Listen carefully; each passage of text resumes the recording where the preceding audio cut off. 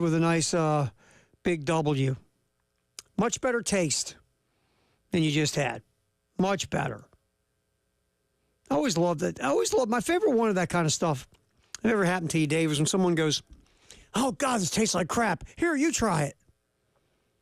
I always loved that one. "Oh, that's the worst thing I've ever eaten in my life. You want it?" My girlfriend's famous for that. "God, we go out to eat. I hate this. Will you eat it?" "No. This is the worst thing I've ever eaten in my life. Oh, my God, my taste buds have now been destroyed. Can you finish the rest?" "Sure. I can't wait now." I don't want to see it go to waste. Right. I'm paying for it. Sure, I'll eat the worst thing you've ever eaten in your life. Absolutely, I will. Thanks for the offer. "Oh, God, this is awful. Here, take a bite." "Wow, you really sold it. I can't wait to eat it and make sure it is awful." That must be a universal girlfriend thing. I swear.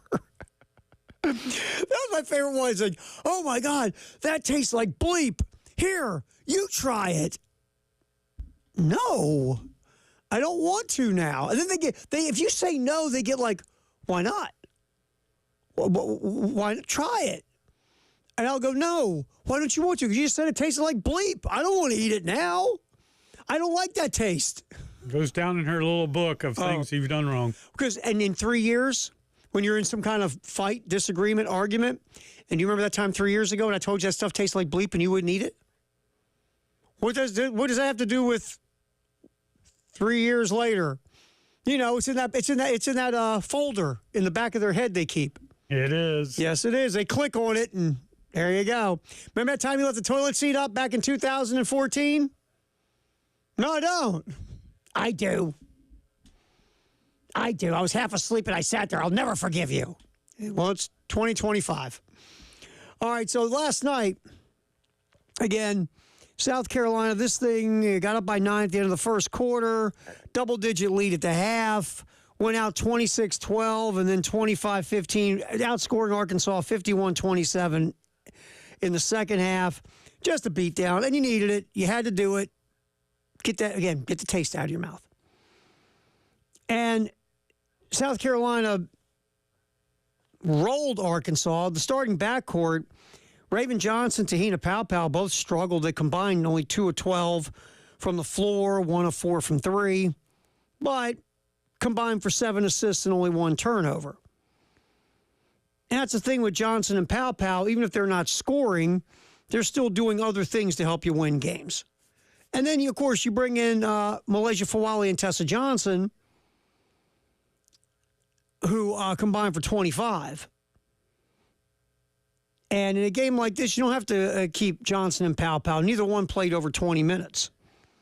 Fawali went for 20, and Johnson went for 24. So you didn't have to run a lot of minutes on anyone. I mean, the most minutes played was it Tessa Johnson and Bree Hall both played 24. Chloe Kitts 22, and then Edwards and Fagan each had 19. So you didn't have to really kill or burn up minutes for any player. And for Wiley, efficiency has not been her friend at times this year, but efficient last night, 6 of 10 from the floor, 2 of 2 from the line, 1 of 3 from 3, also dished 4 assists. More importantly, 0 turnovers for Malaysia Fawali. Only 8 turnovers as a team for South Carolina. So really nice effort. Chloe Kitts, again, 10 points, 13 boards. There, Shania Fagan made a really nice move in the first half. Nice little spin, went to the basket. And if Fagan could just consistently become more aggressive on both ends of the court. I get Joyce Edwards has stepped up as really the leading scorer on the team and the go-to scorer in the front court. But if Fagan could just, and Fagan has done a nice job defensively, but if Fagan could start maybe looking for her opportunities more on offense, because she has game. We know that. But Fagan with 8 last night, 4 or 7 from the floor. But she made this, I mean, it was just such a sweet move. She went to the rack for a hoop, and it's like, man, she's got some skills. Absolutely does. So 14 points for Bree Hall as well. As Bree Hall, looking for shots more than she typically does, took 13 shots in the game in 24 minutes. And Edwards scored her 18 on only 14 shots. So very efficient for Joyce Edwards once again. Easy win, shooting 45% from the floor, 44% from three, almost 87% from the line in this ball game. Forcing 15 Arkansas turnovers. Arkansas scuffled from the floor, 2-point range, 3-point range, didn't matter.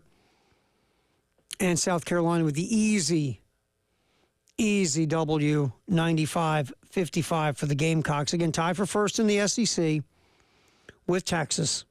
They split the season series. LSU is sitting at 11-2, Kentucky 10-3, South Carolina 2, Kentucky 10-3, South Carolina 2, Kentucky. They will get Kentucky before it's all said and done. That's the final game of the year. That game is at CLA. At Vandy, at Ole Miss, and then you come back home to face 14th ranked Kentucky. Vanderbilt this year has been okay at 6-7. Ole Miss is 8-5. But those are two games South Carolina should win. And then you get Kentucky again, who is sitting at 10-3 in the league. But if you handle your business, win the next three, then you get into the SEC tournament, and then it's time for the real dance. And while that's going on, Texas, they finish up the year because they just got a nice win over LSU at home. They finished the year at Georgia, at Mississippi State, and then home to Florida. So they really have the easier road than South Carolina. South Carolina gets, again, a Kentucky team who has 10 wins in the league. Ole Miss is 8-5 in the league. Then you get Vandy, who is right around 500.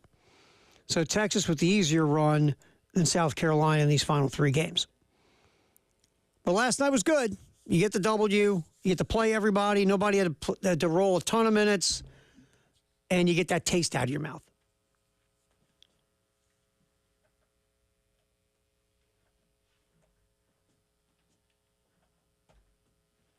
Play around with that as we're scrolling with the video stream. All right. We will hear from Dawn Staley post-game. Also, Lamont Paris was on Carolina Calls last night talking with Derek Scott about what happened previously. What happened previously earlier in the week against LSU, and then the game with Texas this weekend. Again, Texas obviously is better than South Carolina on paper. Texas obviously has a better record. Texas, though, they're beatable. They are. They do have some talent. Trey Johnson's a phenomenal freshman scorer who's going to be a first-round pick in the NBA draft. But, Texas can be had. And we'll see what happens this weekend. So Lamont Paris from Carolina Calls. We'll hear some Lamont Paris coming up here as well. Paul Maneri, Eli Jersenbeck, unfortunately, out for the season. Stress fracture in his right arm. So that ends the season for Jersenbeck before it even started. And it's just rough, man. You have a guy coming in from high school with all sorts of expectations. With Jersenbeck, showed you flashes his freshman year, how good he could be. Then all of a sudden, had to get Tommy John surgery, missed all of last year, comes back this year. Threw well in the fall, but then was all over the place in camp. Command was a huge issue, a lot of walks. Velocity was still good on his fastball, mid-90s, but he just didn't know where the heck he was throwing anything. It was like, Nuke Lelouch. But now you find out there was an arm injury. Out for the rest of the year. We'll hear what Paul Maneri says about that. And we'll see what Eli Jersenbeck does moving forward. You're out for all of 2025. You've now spent 3 years in college. You've only thrown for one season. People look at Jersenbeck as a guy, if he could have got it together this year, could have been in the rotation, maybe would have shown the whole world he's healthy, could have rolled off to the MLB draft. Now we'll see what Jersenbeck's future holds in Eli Jersenbeck's mind, because he has decisions to make. But for South Carolina, they love to see Jersenbeck, have the injury taken care of, rehabilitate, and then come back and throw in 2026. So we'll see what happens here. We'll hear from Paul Maneri about that. Of course, undefeated South Carolina today, 3:45 pre 4 o'clock first pitch as Milwaukee comes to town. And again, you'll hear that right here on 107.5 The Game in Columbia and our affiliate in Myrtle Beach at 100.3 The Game. All right, we will hop back. Here's some Lamont Paris from Carolina calls last night with Derek Scott. And also we'll get some Dawn Staley post-game about the victory over Arkansas. It is a halftime show. David Ayers here. Terry Ford. We're rolling up until 3 here on The Game.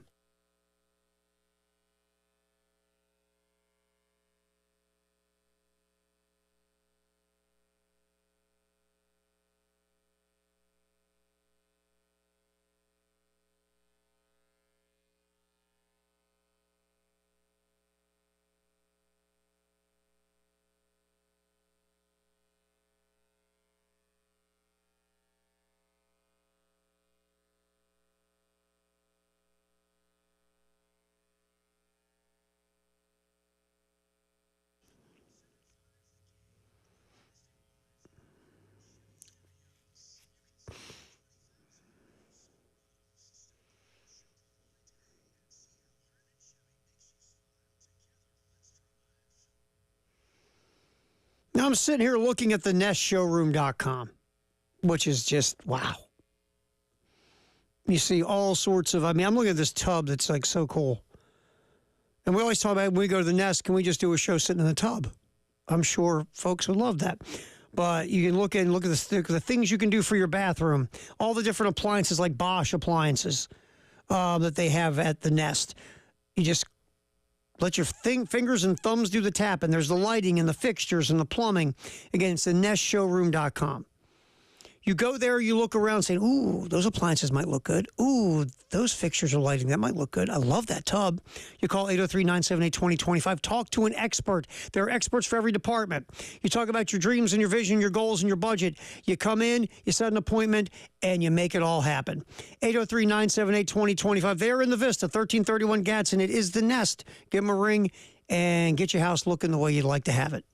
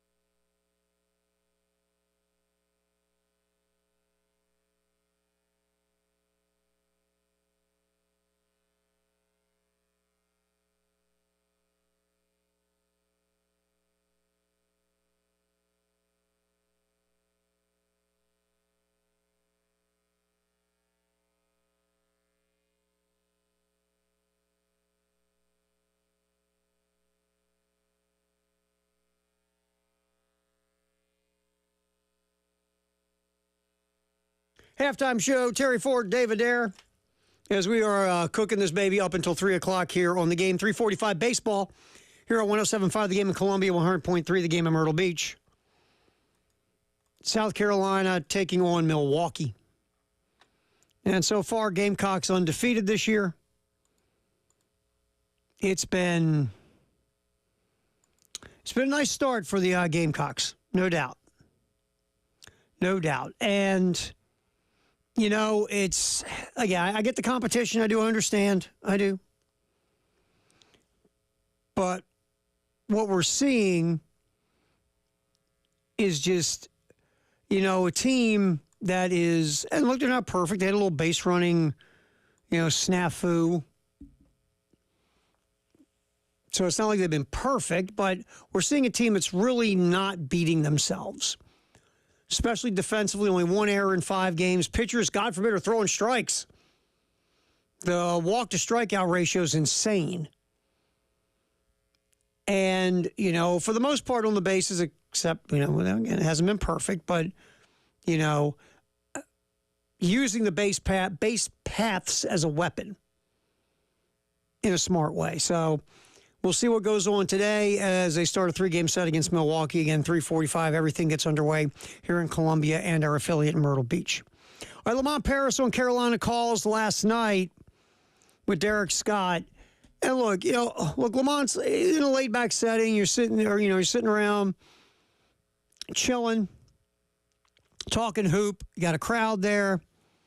But you could just, Lamont obviously is frustrated. You're 0 for the SEC. You've got 6 games that have been, 1 or 2 possession games that you could have won down the stretch, and you didn't win any of them. It's frustrating, especially coming off of last year where you made the NCAA tournament, won in Knoxville against Tennessee, beat Kentucky here, had some really nice wins against some tournament teams. And this year it's gone a total 180. So here's Lamont talking about these tight games we just discussed. And, obviously it's got to be frustrating because you could have pulled some W's. Here's Lamont Paris. It's Cut 7, Dave. It's a very unique year. It is in a lot of different ways. All the things that we've talked about, the number of games that have been really decided by one singular play out of the 150 plays that happen in a game on either side of the ball. So, but then you top that off with the quality of opponent that we've faced, and this is not only ranked. We've got a lot of elite ranked teams. We look at that, as I look back to that first 4-game stretch of ours, and our 2 home games were Alabama and Auburn, right? And we knew that those were going to be good teams before the season started, and as it turns out, they were the number 1 and 2 teams in the country that we were playing back-to-back in the first 4 games of and those are the only 2 home games you get kind of to even the schedule out, was to go back-to-back against the number 1, what would be number 1 and number 2 teams in the country. Yeah, that's crazy. Yeah, the schedule hasn't been your friend. But it's no one's friend in the SEC. It just... Well, Tyler and I talked about this when it comes to baseball, football, basketball, hell, gymnastics. And I know it's outside of the SEC footprint. It's a corny saying, but it does just mean more here. Everything. All the sports, it just means more. The SEC is an ultra, uber crazy competitive conference. And, when you say, well, it's a tough league, well, that's what you signed up for. I'm not picking on Lamont. We used to hear it from Mark Kingston all the time. And I love Mark Kingston, a good dude, but it was always, hey, SEC's tough. Yeah, it is. I knew you knew that coming in, right?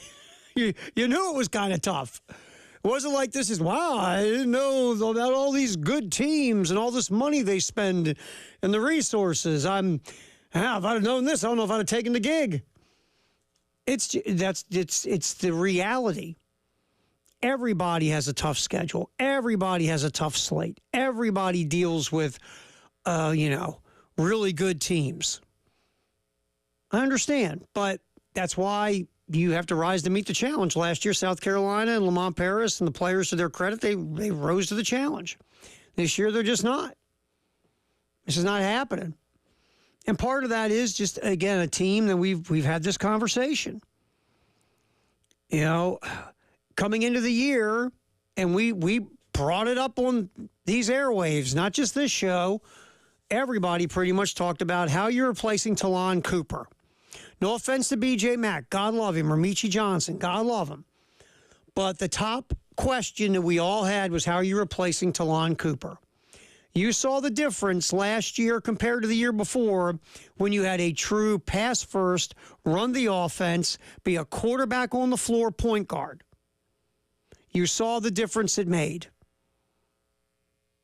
And this year, Jamari Thomas has skills.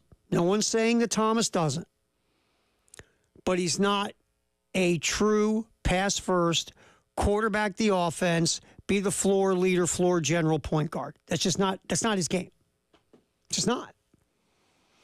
And now you go back and see the construction of this basketball team, and that was a huge question. So this isn't the second guess down the road. This was a first guess, is what are you going to do about point guard? And then you bring in Thomas, and you look at Thomas's numbers, and you hear about Thomas's game, and you read about how he plays, and you watch maybe some of the video of last year, and you're like, he's not a true run the offense, pass first point guard. He's just not. And that's no criticism because, again, Thomas can score. But, he's not the biggest guy in the world. So you start thinking, all right, you brought in Thomas. You were banking on maybe Jacoby Wright to step up. Cam Scott, as the year went along, to get comfortable and play more like a sophomore than a freshman, sort of like Colin Murray-Boyles did last year. And that's kind of the direction you're going, and you're hoping maybe Arden Conyers also can give you something, and there you piece together your backcourt. And none of it's worked. None of it. Jacoby Wright can bring you things that are positive. He's just not a starter. If you're bringing Jacoby Wright off the bench to give you quality reserve minutes, that's good. That works fine. But you're saying Jacoby Wright, you need to be a starter and play starter minutes. Now you see the holes in Jacoby Wright's game. Cam Scott hasn't developed, and that's a huge story that we're going to be focusing on as we move along through the end of this year. What happened? Obviously, Cam Scott struggled on both ends of the court. We thought you'd get more from Cam Scott as it went along. He would grow and develop, and it just, nothing. It hasn't happened. And that's a huge question mark even moving forward into next year. Because does Cam Scott stay? He's a local guy, but, if he believes this isn't the spot for him to become the player that he hopes to be, he might go somewhere else to become that player. We'll see where that goes. I mean, it hasn't worked. And Conyers is given the moments. I mean, Conyers banged, 3 threes in the LSU game, but it just hasn't happened on the perimeter. Besides Colin Murray-Boyles, nothing's happened. And really, Colin Murray-Boyles has been probably asked to do too much. A marvelously talented player. There's no doubt about it. He'll go in the first round of the NBA draft. My guess somewhere between 17 and 25 or something. He brings a lot of upside. His game is still raw and needs to be developed. I mean, he can't play in the paint at his size consistently. But he does bring some value defensively. He's, has skills on the offensive end of the court that obviously have to grow, but the potential is there. But I think even Colin Murray-Boyles has to do too much this year. It just hasn't worked. Let's get Cut 8 real quick. Lamont Paris, Dave, talking about still playing for something. Again, Cut 8. Playing. There's so much to play for. Still, at the end of the day, thank you. All you want to be doing in any season is to be playing your best basketball by the time the conference tournament rolls around. That's whether you're undefeated in the league or whatever that looks like. You want to be playing your best basketball by the time the conference tournament rolls around. And that's still out there for us. That's definitely out there for us. So we want to continue to make progress. If we can string a couple together as we head into that tournament, it's a tournament for a reason. I think back to to UConn, who was not a tournament team, NCAA tournament team, until they won their deal, and then they won it all. You look at NC State last year, was not an NCAA tournament team, but they win their conference tournament, and then they go to the Final Four. So there's so much opportunity that's still out there for these competitors. Our guys are competitors, and so we'll continue to approach every day in preparation for that. I mean, that's yeah. You've got to look at it like, hey, we still got stuff to play for, fellas. Let's get it going and get some mojo and rhythm for the SEC tournament, and we can. Hey, all we got to do is go on a run. Heck, we almost beat Auburn. We almost beat Florida, two of the top teams in America. We're there. We just got to get it done. We just got to make it happen. So I get what you're saying, and you have to, as a coach, go there, right? You just have to. So, do I think they'll make a run? No. I mean, that's a tough call after what we've seen this year. You're 0 for the SEC. Yeah, it's hard to believe you can make some kind of run in the tournament. It's almost like it's a great idea in theory, but how about just win a conference game? So we'll get more of Lamont Paris when Carolina calls it Derek Scott as we roll through. Okay, 1 o'clock, Conrad Van Order from Jackson, Birmingham. We're going to start going around the SEC and getting some where are these football programs at as we sit before spring games, if they're playing them, and outside of the first transfer portal. So we will talk to Conrad Van Order about Bama football. That's coming up at 1 o'clock here on the game when we get into football. Next up, just in case you missed what's going on in the world of sports, we'll get to it next here on the Halftime Show on the Game.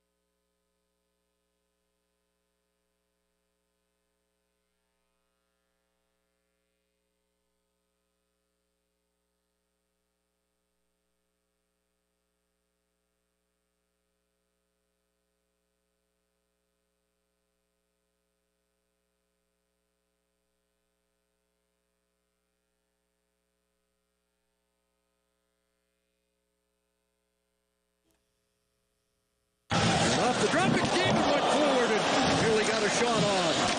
The car sends it around. Marner waiting. Connor McDavid scores! Connor McDavid for Canada!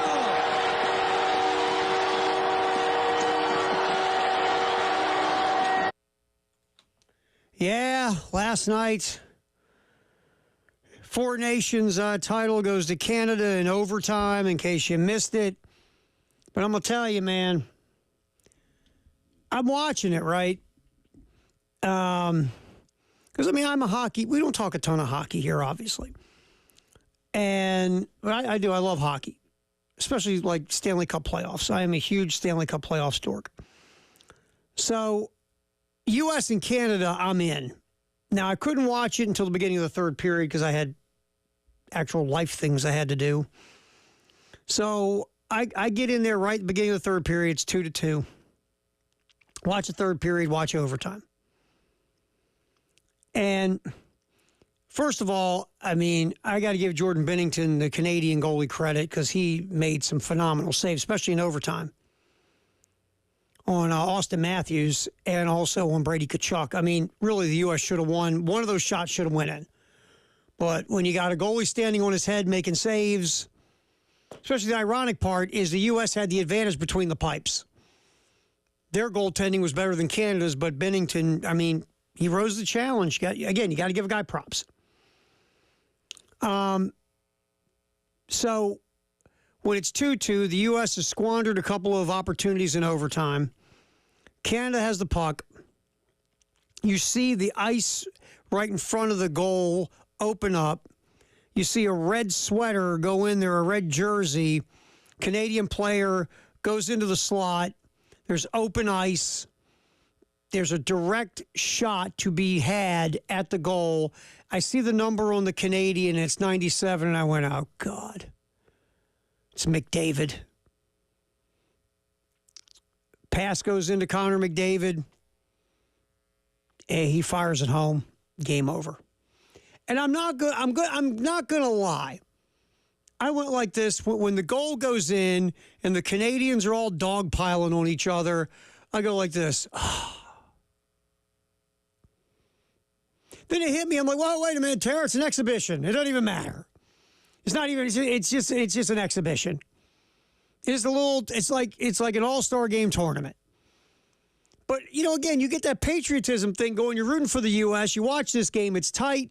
You get a chance to beat Canada at their own game we invented, and you got them, and you let them off the hook, and then they get the game-winning goal. And I just for a second I went, crap. Like it was the Olympics or something. But that's how good this was. And even people who are non-hockey people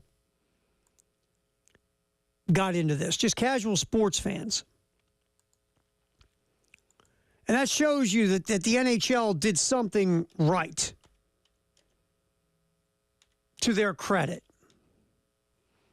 They really did. And I just looked this up now. And remember, this is hockey, far and away the number 4 professional sport in our country regarding popularity. The USA, Canada, Four Nations draws over 10 million viewers. Best non-cup final game since 2014. 10.1 million viewers. That's how good that was.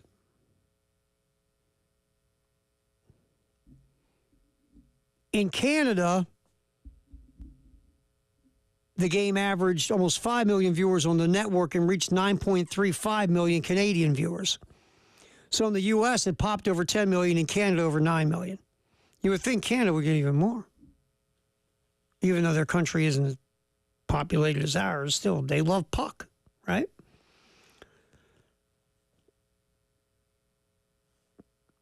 I'm sorry, I don't want to run that again. My bad. 10.1 million viewers across North America. I read that wrong. 5.2 million in the U.S., 4.7 million in Canada. And then once you add up everything else, where it peaked and all these other metrics, it's over 10 million. That's good stuff. That doesn't happen much for hockey. But again, it's a lot of patriotism. It's like you're going your country now against another country, best on best. Now you got something happening.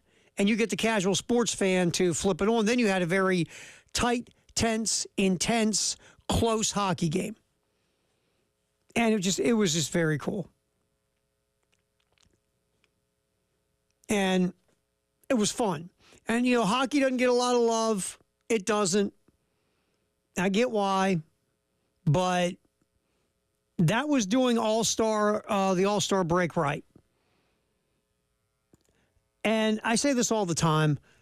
All-Star games really just don't matter anymore. They don't. It's different. I mean, free agency, all these guys play for different teams, and there's no, like baseball, American League versus National League, no Eastern Conference versus Western Conference in basketball, AFC, NFC when the NFL tried to play the Pro Bowl, hockey. I mean, again, it's just not the same because it's not the same intensity. It's an exhibition. It's just for fun. And there are people that want it to be more than that. I'm like, why? Why? But the NHL stumbled upon something. Now, again, I will always say this. The last thing you want is for one of the best players on your favorite team to get injured and get lost for the year playing in an exhibition. I get it. That's why, like, whenever you see, the NBA or the NHL roll into the Olympics, there's always that, hope our guys don't get hurt. Because, again, the Olympics is just kind of again, it's the Olympics, but you're paying guys millions of dollars to play for your team in your professional sport. And if they get hurt in the Olympics, everybody's going, why are you letting them go to the Olympics? So I always get the injury factors there, like in last night's, final between the USA and Canada. I mean, there were some injuries. Some guys were sick or guys couldn't play or guys aggravated injuries. And you're got to be very careful with that. But it was fun to watch this USA-Canada hockey game, which was intense. That was like Stanley Cup final intense or Olympic final intense. You're not going to get that with all-star games. So to me, it's almost like, okay, what do you want to do? Do you want to roll down this highway with all-star games, any professional sport, like, in the NBA, do you want to go USA versus the world? To get a little something going and put a little money up to make it matter. I don't know.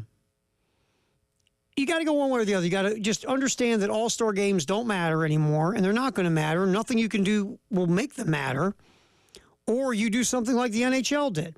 Okay, let's put together something where we can play on the low-hanging fruit of pride, and then people might play harder and fans might actually want to watch it. So you got to pick a road. I don't really care if they play defense or not in the NBA All-Star Game or the NHL All-Star Game. I don't care if guys bat opposite-handed in the Major League Baseball All-Star Game, because I've gotten to the point in my life where it's an All-Star Game. It's an exhibition. It really shouldn't matter for anything. And the days of having it matter, those days are gone thanks to free agency and other things that have happened in sports. But that was fun last night. That really was. That was cool. I got sucked in. I enjoyed it. All right, Firehouse Sub Text the Hour coming up next, 803-404-6100 on the halftime show. David Dare's punching the buttons. Terry Ford, appreciate you hanging out as we go till 3 on the game.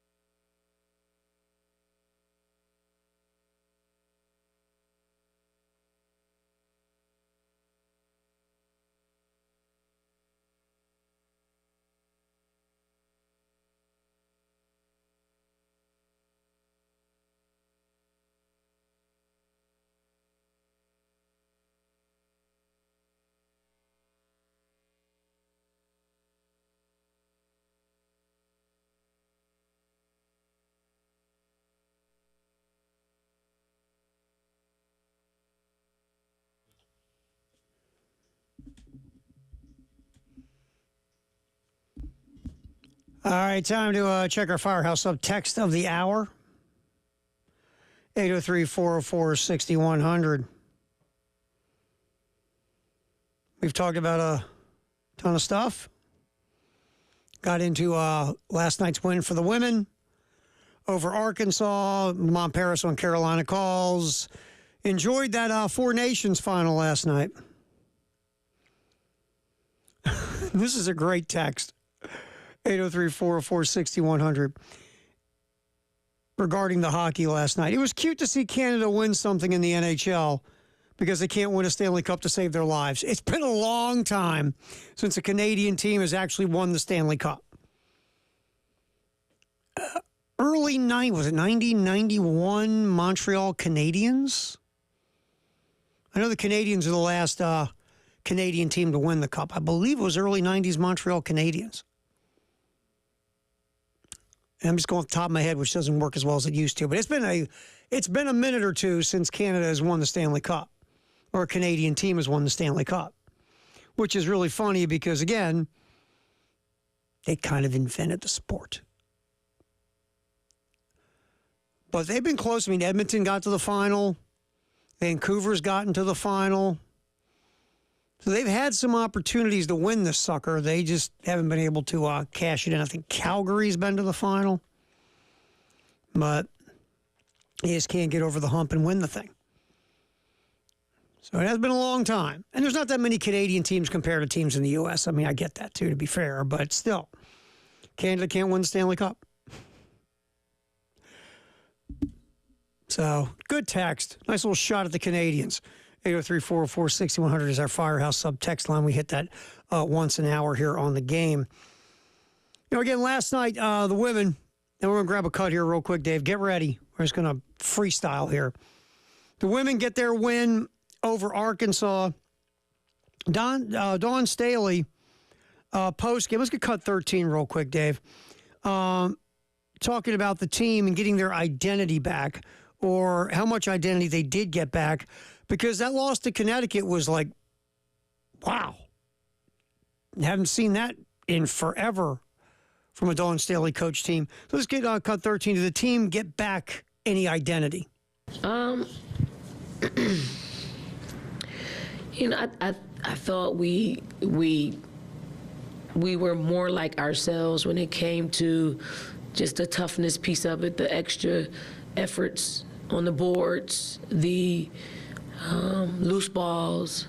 I thought we wanted to win all of them.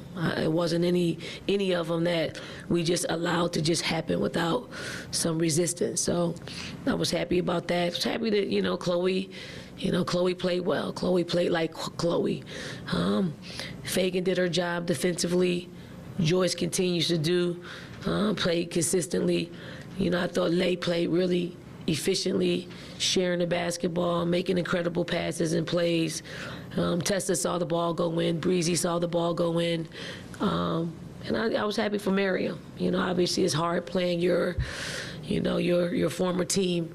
But I thought she looked more relaxed than like any time during the season. And she had reason to kind of be nervous about playing against her former team, but I just thought she gave us some really good minutes. We put her in early to see what she would look like, and she just looked calm. And I hope this performance will allow her to help us, because there's something there. I mean, there's some skills there. She rebounds the basketball.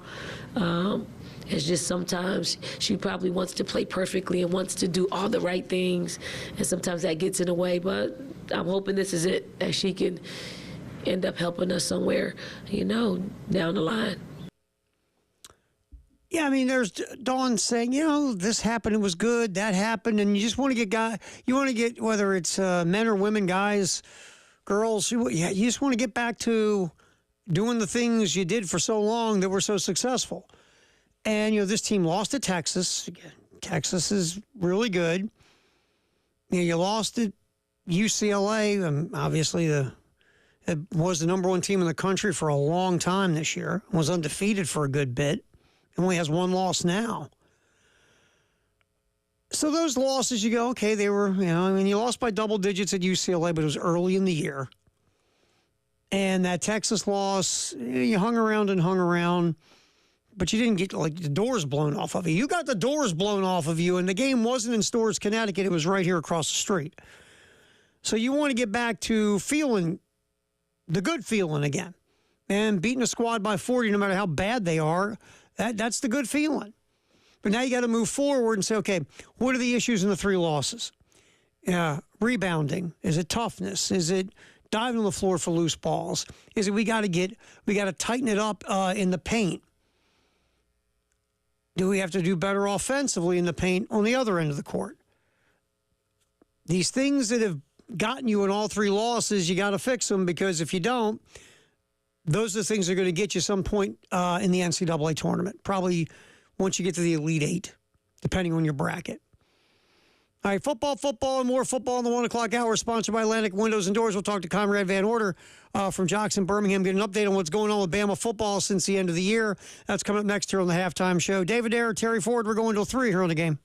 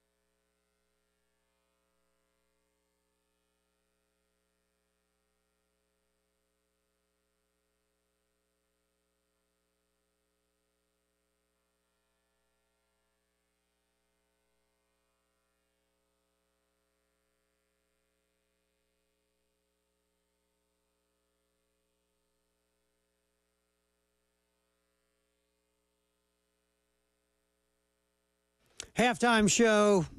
David Ayer steering the ship. Terry Ford, appreciate you hanging out as we go up until 3 here on the game. 1 o'clock hour, sponsored by Atlantic Windows and Doors. We have nothing but football. So let's start going around the SEC.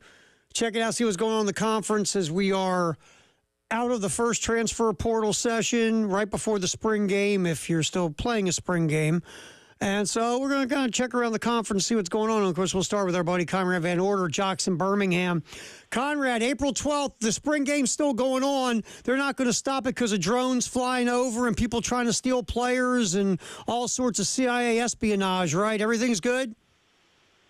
As far as we know right now, Terry, yeah, it looks like that's all going to be good. But with the news out of Texas yesterday, I guess nothing's for sure right now. Yeah, don't start me. We'd spend a half hour as I complain and moan about that mess. But anyway, as you've come out of the first transfer portal session, obviously we'll have a second one coming in after spring practice.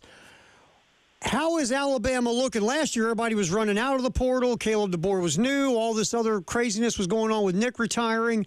Compare this year right now to last year at the same time. Yeah, Terry, I mean, to be honest with you, I feel like it's kind of night and day, not only obviously with the continuity of having the coaching staff there and having a full off season for a lot of these guys under DeBoer and his coaching staff. But, you mentioned it. I mean, you had 20 plus guys that hit the portal, some of them leaving before Nick Saban retired. And of course, obviously had that mass exodus after he announced his retirement. And so now, I mean, you look at this roster as it's currently constructed and, you went and got some help at the offensive line. You went and got a wide receiver from Miami and Isaiah Horton, who you think can come in and make an impact. And then, you've gotten some depth pieces on the defensive side with the Kelby Collins from Florida or Nakai Hill-Green from Colorado. And but outside of that, I mean, you look at what this roster is. I mean, defensively, you were able to bring back a lot of really key pieces like Deontay Lawson and LT Overton and Keenan and some of these other guys. And, you have good continuity with, 3 of your 5 starting offensive linemen coming back. You've got your 2 top receivers coming back, your leading rushers. So it just has a much different feel to it where it feels like this is, I guess, a more tightly constructed team and a team that's been together for a while. So I would say it's night and day. Conrad Van Order hanging out with us from Jackson, Birmingham here on the halftime show on the game in Columbia, Florence, and Myrtle Beach. All right, Conrad, the quarterback position, last time I checked, is kind of important in this game. A little bit. Yeah, you need somebody to kind of run the offense. What's the quarterback situation looking at now that Milroe is gone? Is it Simpson? You got a fancy freshman that's coming everybody likes. Where do you think this is going to go, and how important is the spring as they evaluate the quarterback spot for Bama? Yeah, I mean, obviously this is going to be the big question for Alabama going into the year because a lot of the things I was just talking about with the roster, you feel pretty good in a lot of spots. There's just that big question mark at quarterback. And so I think right now, you have to look at Simpson as a guy that's been in the program for a number of years. He's had plenty of opportunities to leave if he wanted to, and he has decided to stay true to his commitment to Alabama and try to fight for that starting spot. And I think right now, where we are, you just look ahead, and it feels like his job to lose. I don't think it's a 100% set in stone. This guy is going to be your starter for the entire season, but I think right now he certainly has a leg up on the competition with his experience. Obviously, Keelan Russell coming in as the highly touted 5-star freshman. I think he's going to have essentially every opportunity to impress the coaching staff, and if he really is just that good, then I'm not going to be surprised if he starts at some point this year. Do I think that's in week 1 against Florida State? No, not necessarily. But I think we also know in today's day and age with these guys, right? If you have a guy that talented, you want to give him an opportunity to play and show him that the kind of success he can have at Alabama and not try to hit the transfer portal. But I do think you have an interesting wrinkle potentially with the third quarterback, and that's Austin Mack, who, if you remember, he transferred over last spring with Kalen DeBoer coming over from Washington. And with Ryan Grubb coming back, I'm not saying this means that he has an advantage necessarily, but Austin Mack is the only guy that has kind of had that time with Ryan Grubb, spending a year with him in Washington. So maybe that is something that in the spring plays a factor. We saw him come in and play some garbage time at times last year and look pretty good. You know, we know he's a very talented kid, but he's just raw. And so I think it's just going to be very interesting to see how this progresses. But I certainly think right now Ty Simpson should have the lead. He should be viewed as the guy until otherwise stated. But, you know, I think if you're Alabama, you're just looking for more consistency in the pass game. And it looks like Ty Simpson's the kind of guy that doesn't have the game-breaking speed or mobility of someone like Jalen Milroe, but he's just going to be more consistent for you through the air. You brought up the next thing I want to get into there, Conrad Van Order from Jocks FM in Birmingham, and that's Ryan Grubb.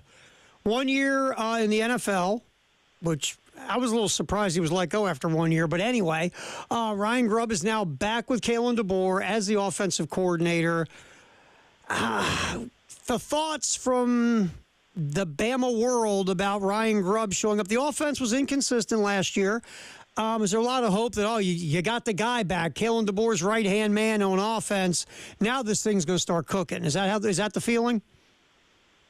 Yeah, I would say generally so. I think it's there's a lot of optimism around the hire, and I think it was a situation where, you know, last year you had a guy, Nick Sheridan, running the offense who had never been an offensive coordinator before. And, you know, for that to be your first experience is at the University of Alabama and beyond that, the year that Nick Saban, after Nick Saban retired, that's a lot of pressure. And so when you can get a guy with the pedigree that Ryan Grubb has, and obviously the relationship that him and Kalen DeBoer have, it does raise a lot of excitement, and I think there's a lot of great potential with this offense. I think a big part of that too is, you know, based on what we know about Ryan Grubb and Kalen DeBoer, you know, Kalen is more of a, you know, he's just kind of a chill guy, right? He's not going to get up in your face. We saw that a couple times, but it's just a far cry from what you had with somebody like Nick Saban, for example, whereas Ryan Grubb seems to be a little more of that old school style. You know, he's not afraid to get in your face. He's not afraid to yell at you. He might cuss you out if you do something wrong. And he just brings a little bit of that oomph, you know, that sometimes the players need, somebody to just kind of put them in their place. And so I think a lot of that, and obviously the success that they had in Washington with Michael Penix. And I think that gives you a lot of excitement for somebody like Keelan Russell, who it looks like they maybe see a little Michael Penix in a guy like that. But I think, you know, for the offense as a whole, I think you're going to see, you know, obviously a little bit more of an emphasis on the passing game with Jalen Milroe not being there and using his legs. On top of that's just kind of the style that they traditionally like to run. So I think that if you are an Alabama fan and you look at what you have coming back at receiver with Ryan Williams, of course, and Jeremy Bernard, and, you know, it all goes back to what we were just talking about with the quarterback position, right? If they hit at quarterback and, you know, I look at it like this, if Ty Simpson's your guy, you know, you don't need Ty Simpson to be a top 5 quarterback in college football, in my opinion, for Alabama to have a successful season. You just need him to be a top 20, top 25 kind of guy and not make the mistakes that Jalen Milroe was, be better at protecting the football. And I think we're going to see Ryan Grubb come in here and do some wonders and be able to fix a lot of the issues that you saw last year from the Tide. You know, Conrad, you talk about Ryan Grubb. Look, I get we're in a kinder, gentler world, but you still need that coach who can get in your grill, man. You know, football is still a game where everybody's trying to decapitate each other for 3.5 hours, and it's a physical game, and you need that guy that can get up in you, the guy with a little bit of an edge to him. I still think every coaching staff needs one or two of those cats. I just do. No, I absolutely agree with you, Terry. And I mean, I know, you know, I'm not that old. I'm only 29. But even when I was growing up, I mean, that was the kind of coaching that I got. And that's what I responded to. And that's what, you know, the people around me responded to, right? Because it's sometimes you need somebody to, you know, push you over the edge a little bit, give you that little extra nudge that you need to, you know, become the best version of yourself. And I think having guys on that staff, I think that's something, I'll be honest, I think that was potentially missing at times last year. And I think that maybe there was a little bit of just the culture shock of going from Coach Saban to Coach DeBoer and how different their demeanors are. You know, I don't want to say anything to insinuate that maybe the players were walking all over the coaching staff, but it just feels like they were probably used to a different style of coaching. And so bringing in something that gets you closer to that could pay massive dividends. I mean, hey, if you, I don't know if y'all have had the chance to watch it or heard about it, but I know Fox Nation, they're doing a documentary right now on the 2024 Alabama football season, and they just came out with the first episode a couple of days ago.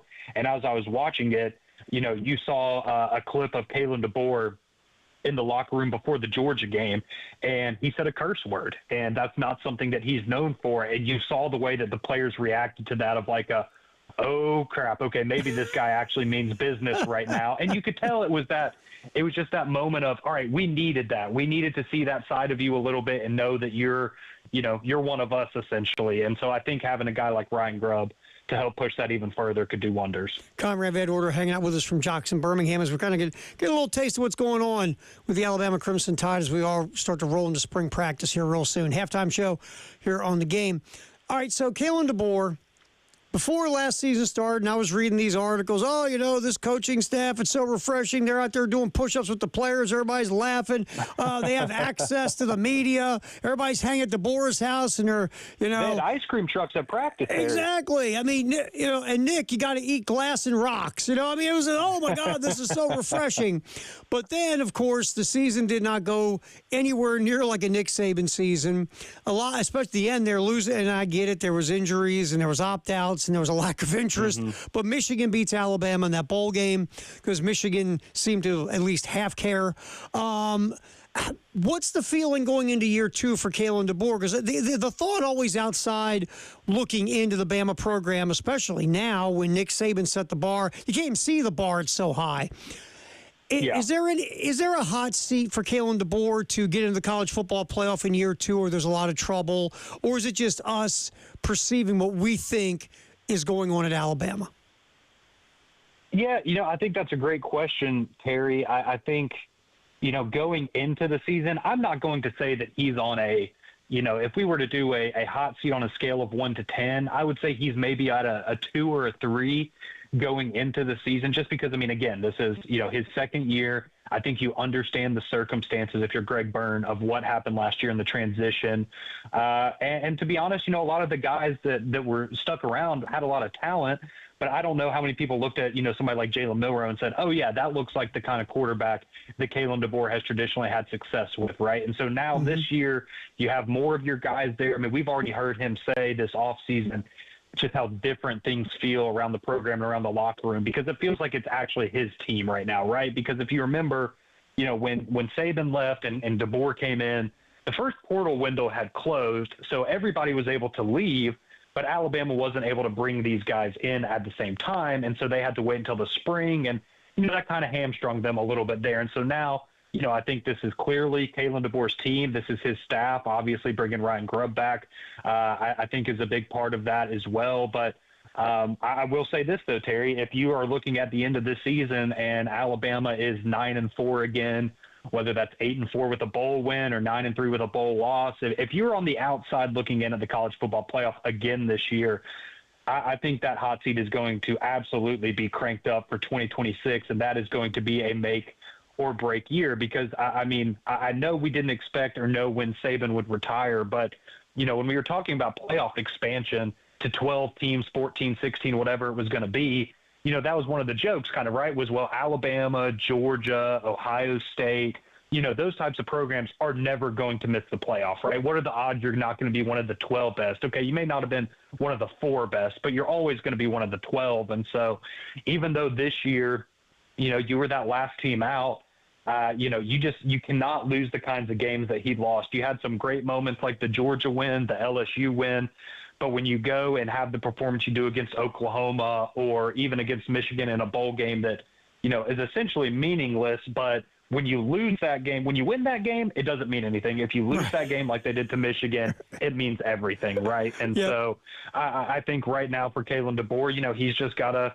he's got to focus on doing things his way and hoping that the guys buy in, because the guys that are there have clearly bought in, because they've now had, 3 or 4 opportunities to hit the portal and they haven't. So, this is a big year for Kalen DeBoer. I think Alabama is, I'm not going to be surprised if they're a little undervalued coming into the season, because I think you're going to see them probably in the mid-teens in terms of preseason rankings. But, there's still a lot of talent left down there, but you have to find a way to make a college football playoff. There's no reason you shouldn't be able to win 10 games with the talent that he has there in Tuscaloosa. Conrad Van Order, Jackson, Birmingham. Appreciate you, my friend. Thanks for hopping in.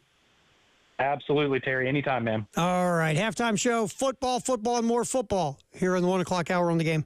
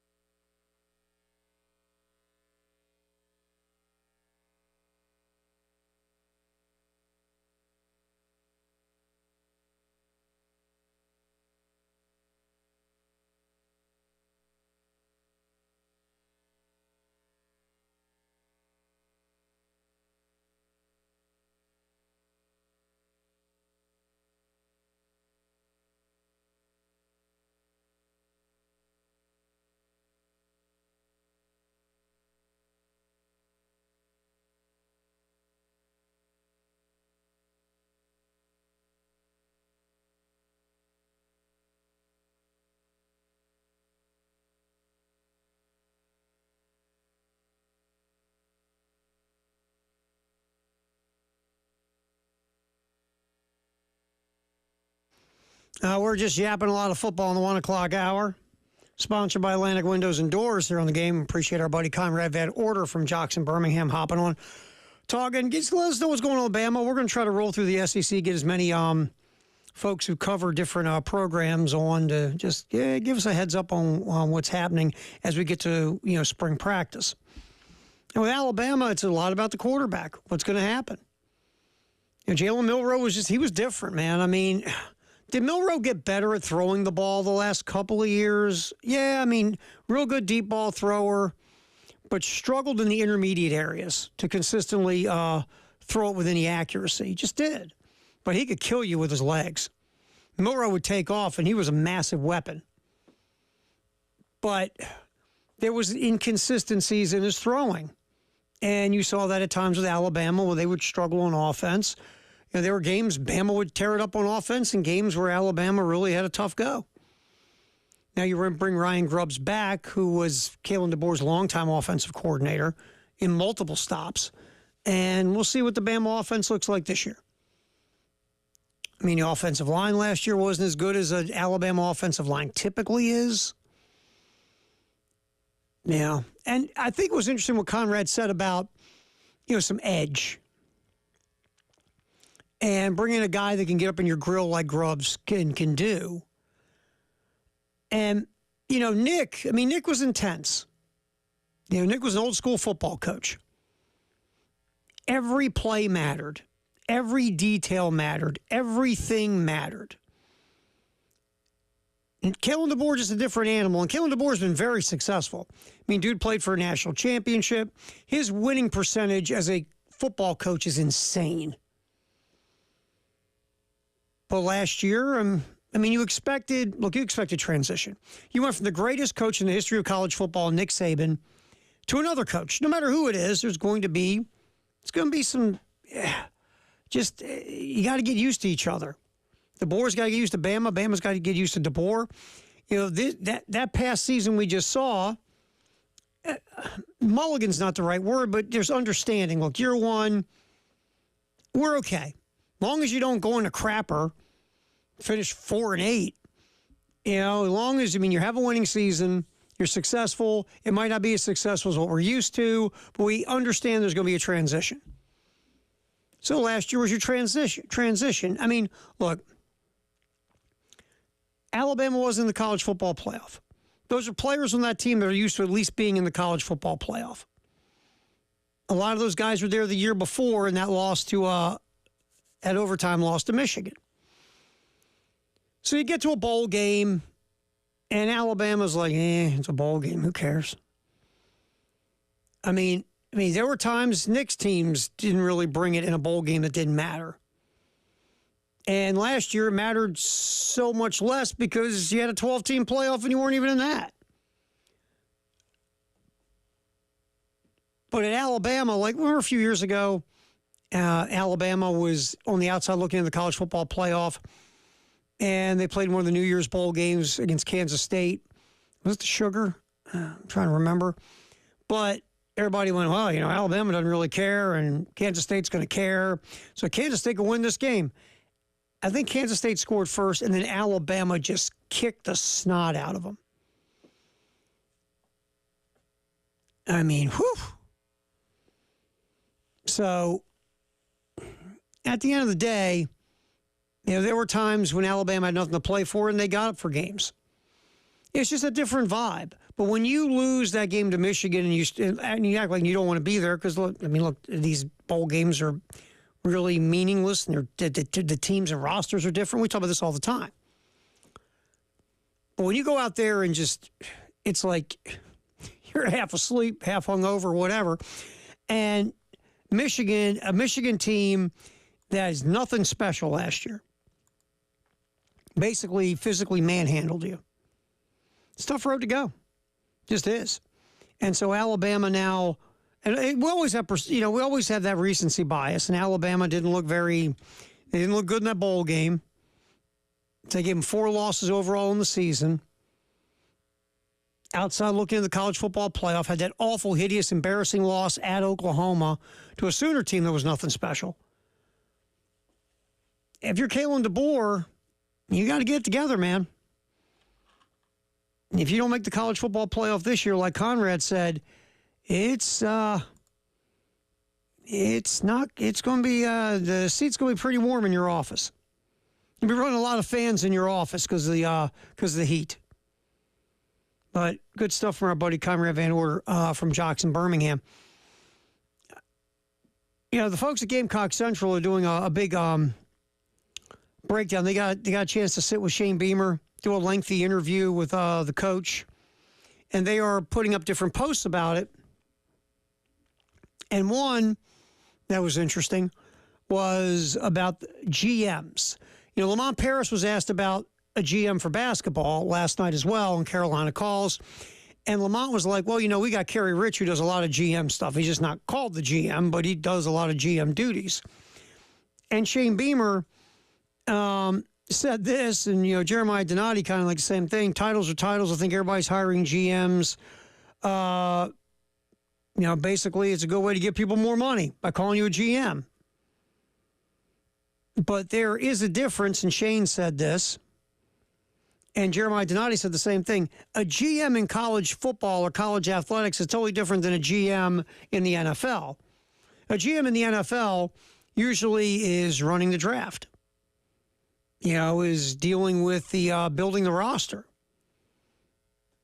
Also in tune with like the capologist, because that's what you have in the NFL. You have a cap dude, is your cap guy and your GM work together to, set how you're going to be paying guys and how you're going to shuffle the cards on your roster because of the salary cap. GM's heavily involved in a lot of different things that a college GM's not going to be involved in. The head coach in the NFL, in college rather, is really the GM too. He's building the roster. He's buying the groceries. He's cooking the meal. The GM in college football is not just going to go out and bring in players and give them to the coach. Here, coach, assign some guys. But the GM in college football has got to deal with NIL. Has got to deal with transfer portal. Has got to deal with recruiting. A lot of important things to the program, but it's just different than the NFL. And, with Shane, Darren Ursher is the guy that is basically the quote-unquote GM for Carolina football. And you're a lot more involved when it comes to NIL. A lot more involved in dealing in that space with players. A lot more involved in dealing in recruiting. And, you're kind of keeping your eye on the portal. You're kind of gauging the temperature of the roster you have already that maybe you're hearing some whispers about maybe some of your guys hitting the portal. And so you got to figure out the NIL, not only to go get guys from other programs, but keeping your guys. So it's a lot of stuff involved. But it is not like being an NFL GM. It was good stuff with Shane. You can read it on Gamecock Central as they are dropping different posts with their interview with Shane. All right, we do nothing but football in the 1 o'clock hour, sponsored by Atlantic Windows and Doors here on the game. Pretty interesting little piece on 3. College football coaches, who were the best bargains if you look back at 2024? We'll get into that next. It's a halftime show. David Dare is making sure we stay on the air. Terry Ford, we're going till 3 on the game.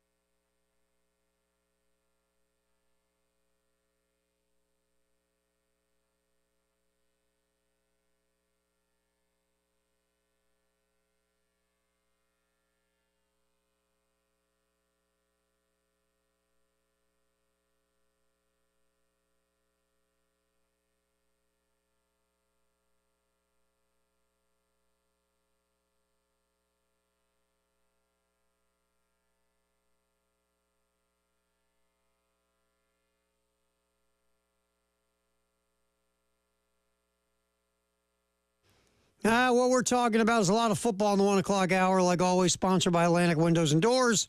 Halftime show, David Adair steering the ship, Terry Ford. Happy you can hang out with us. We go till 3 here on the game.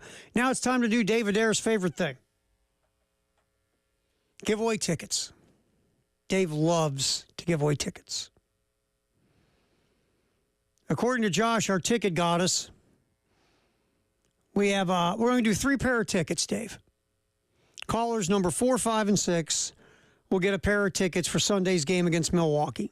I believe a 1:15 pregame and a 1:30 start here on the game in Columbia and in Myrtle Beach. So again, callers number 4, 5, and 6 each get a pair of tickets for Sunday's game at Founders. 803-404-6100. Again, callers number 4, 5, and 6 get tickets. Give us a ring now. Bring beer trucks. Yes, absolutely they will. Yeah, I worked in Wisconsin. Some solid beer, Dave. Solid beer. A lot of it. Again, callers number 4, 5, and 6 each win a pair of tickets for this Sunday's game against Milwaukee. Okay. So when you look at last season in college football coaches are getting a ton of loot, right? You got guys making 10, 11, 12, 13 million dollars. Kirby Smart led the way at 13.2. And we criticize when coaches aren't doing well, who make a lot of money. Like Lincoln Riley right now is stealing $10 million from Southern Cal. Lincoln Riley should wear a ski mask on payday and drive away in a getaway car. Lincoln Riley is stealing money from Southern Cal. But here are the coaches at On 3 believes were bargains this past year. Number 10 on the list, Fran Brown at Syracuse. Again, Syracuse is a private university, so it's tough to get the salary numbers. On 3 has gotten from sources that Fran Brown makes $4 million. But Fran Brown was worth it. I mean, Syracuse has it was only their third 10-win season since 2000. Brought in Kyle McCord in the portal from Ohio State to quarterback. McCord was really good. And Syracuse shocked the world and won 10 games. He won the Steve Spurrier Award, best first-year head coach. Also, Paul Bear Bryant, newcomer of the year as a head coach. Just Fran Brown was excellent at Syracuse at number 10. Here's a guy, and at some point, someone's going to snatch up most likely. Now, dudes leave Memphis, and there's been mixed results on how that goes. Justin Fuentes left Memphis as the head coach, went to Virginia Tech and went, pfft. Our buddy Coach Norvell at Florida State, it's been a roller coaster ride, right? Woo, really good for a couple years. God, did we stink last year. And remember, Norvell going into, 3 years ago, the seat was getting warm. Ryan Silverfield at Memphis. Now, he didn't build it. The last 2 guys we just talked to handed it down. Ryan Silverfield only making $2.2 million. Last year, Memphis won 11 games.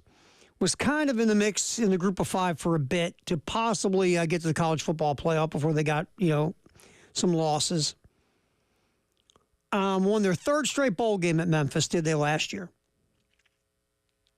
Silverfield, the only head coach in school history with 5 bowl victories. Ryan Silverfield at only $2.2 million now. I haven't looked, and I'm guessing at some point Memphis is going to pop a contract extension if they already haven't with Silverfield to pay him some more money. And there have been, group of 4 programs a sniff around Silverfield, but so far at Memphis, Ryan Silverfield's still hanging around. This guy's not hanging around at UNLV anymore. Barry Odom last year didn't even make $2 million. Remember Barry Odom at Missouri? He was Barry Odom then, after Barry Odom got kicked to the curb by the Tigers, went off, did some DC stuff, then went to UNLV. Most people don't even know UNLV has a football program. They're like, oh, they play football there? Really? Well, Barry Odom goes to UNLV, has 2 very successful seasons. Last year, UNLV was 10-3. Again, sniffed the college football playoff. Had the big controversy with the quarterback, Matthew Sluka. He left because of an NIL dispute. but Barry Odom and his coaching staff just plugged in the next quarterback, Haj Malik Williams, who played really well. Barry Odom parlayed this into the head coaching gig at Memphis, at Purdue, rather. So Barry Odom now at Purdue, and I believe Dan Mullen is now at UNLV. UNLV wants to keep winning. They like this winning at football thing. And again, Dan Mullen going to a place like UNLV would be his wheelhouse, not the crazy expectation that Florida had, or God forbid Mullen had to recruit. But Dan Mullen going to UNLV under the radar. I think Dan Mullen was much more comfortable when he was at Mississippi State under the radar. But UNLV, Barry Odom is at number 8. Iowa State's Matt Campbell making $4 million at number 7. Campbell's remember, Matt Campbell was the shiny guy that was going to leave Iowa State to go off to a bigger, better, richer program. Then Campbell had a couple of down years, kind of went off the radar a little bit, got back on the radar last year. Iowa State going 11-3. Really good coach is Matt Campbell. Tough to win at Iowa State. Matt Campbell's done a nice job. Matt Campbell's sitting in at number 7. Again, he's a guy that, once again, you're going to hear his name in the mix for gigs. As long as Iowa State is winning bigger than they should, Matt Campbell's going to go out there and go, okay, how about some more money for me? Number 6, Marcus Freeman, $6.6 million. Notre Dame plays for the college football championship. Notre Dame winning college football playoff games. A lot of folks thought that in this day and age, Notre Dame couldn't do that. Brian Kelly always fell short, whether it was playing for the national championship, getting in the college football playoff. Remember, Brian Kelly left so he could win, right? Well, Marcus Freeman actually did win in the playoffs and got to the championship game. Marcus Freeman at some point, if this goes on, and we'll see, was this 1 year? Was it an outlier? Or is Freeman this good? We'll find out, but a heck of a job by Marcus Freeman. Clark Lee at $3.1 million. Anytime Vanderbilt can have a winning record and go to a bowl game, it's woohoo! Way to go, Clark. Really, it was Brandon Jerry Kill and Diego Pavia from New Mexico State, rather. And that helped out a ton. And also the offensive coordinator from New Mexico State. So really, Clark Lee earns this by just the folks he brought in. Number 4, and you could even make a case to go a little higher, but the salary is a little bit bigger than the next 3. Number 4, Kenny Dillingham at Arizona State did a great job. He did get a contract extension. Dillingham making $3.9 million last year, and all he did was get Arizona State to the college football playoff. Arizona State was picked like 50th in the Big 12. And Dillingham and that crew went and won the Big 12. Just phenomenal job by Kenny Dillingham at Arizona State. And again, he gets a contract extension and some guarantees, by the way, that Arizona State is going to spend money once we get into this, salary cap, for lack of a better word, in college football. Number 3 at $4.2 million, Curt Cignetti at Indiana. Curt Cignetti did a heck of a job. Coach Sig was fantastic. Indiana won double-digit games. Got to the college football playoff. And again, Indiana doesn't win like this in football. Here's ready for this? Indiana football is in better shape than Indiana basketball right now. Run that through your head real quick. 11 wins for Cignetti. And what I love about Sig, look, this guy, Division II Indiana PA, FCS Elon, FBS James Madison, and goes from James Madison to Indiana, and then wins 11 games. I love guys who grind and get there the old-fashioned way by earning it as a head coach. That's what Cignetti did. He's sitting at number 3. Rhett Lashley at SMU. Again, SMU's got a ton of money. And Rhett Lashley only made $2.3 million last year. But Lashley, SMU will have to pony up if they haven't already in the offseason. I don't remember seeing that. But Lashley did a really nice job. Took over for Coach Dykes. SMU is in a better spot right now than TCU, ironically enough. SMU got in the college football playoff. And Lashley only making like $2.36 million. Really nice work at SMU by Rhett Lashley. They did really well in the portal. They're spending dough. Remember, they're paying their way in the ACC. So Rhett Lashley, number 2 on this list. Number 1, Boise State Spencer Danielson is making $1.1 million. That's it. And Boise State got in the college football playoff. Boise State, it kind of fell off the map as that, best group of 5 program. the last few years. But Spencer Danielson got him back, got in the college football playoff. Boise State, again, is winning big. They're getting their national love. Spencer Danielson at $1.1 million, leading Boise State to a 12-2 season. Number one on this list of bargains for head coaches in college football. There you go. Kind of an interesting list.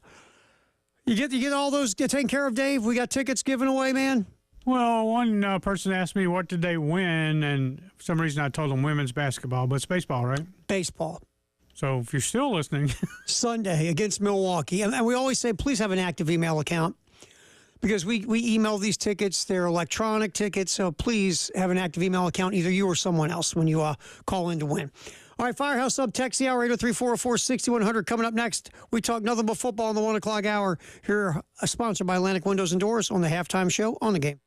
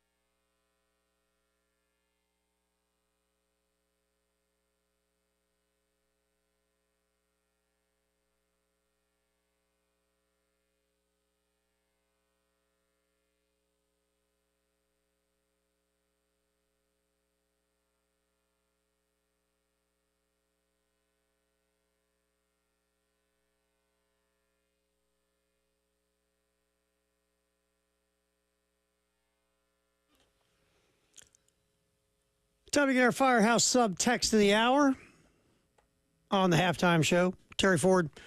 Appreciate you hanging out, David Dare. Punching the buttons. Make sure we're good to go as we roll till 3. Here on the game, 3:45 baseball. South Carolina hosting Milwaukee, the undefeated Gamecocks. And Milwaukee. First pitch will be at 4. Again, everything gets rolling here at 3:45 and 107.5 The Game in Columbia, and also our affiliate in Myrtle Beach at 100.3 The Game.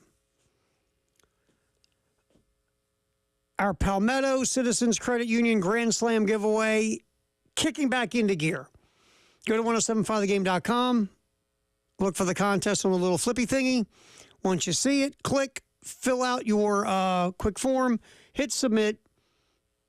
If a Gamecock hits a Grand Slam, whatever's in the pot, whoever's qualified will be drawing a name that next day on the early game. If it's a weekend, then we'll do it on Monday, obviously, or the next time we're on the air. And you can win whatever's in the pot. Again, you go to 1075thegame.com and register. Just fill out the little form, click submit, and you're in. Last year, the pot got gigantic again. So we'll see where that goes. But again, the Palmetto Citizens Credit Union's Grand Slam giveaway, we're doing it again. Just go to 1075thegame.com to register there. All right. Our Firehouse subs text of the hour at 803-404-6100. And this was interesting. Tyler had a very compelling riff today about college football. Talking about, is it like becoming too much with all the change in college athletics, whether it's NIL, unlimited transfers, conference expansion, playoff expansion. Just the idea that now it feels like a lot of players are just nomads and grifters, just looking for the next big payday or looking for the next place to go play.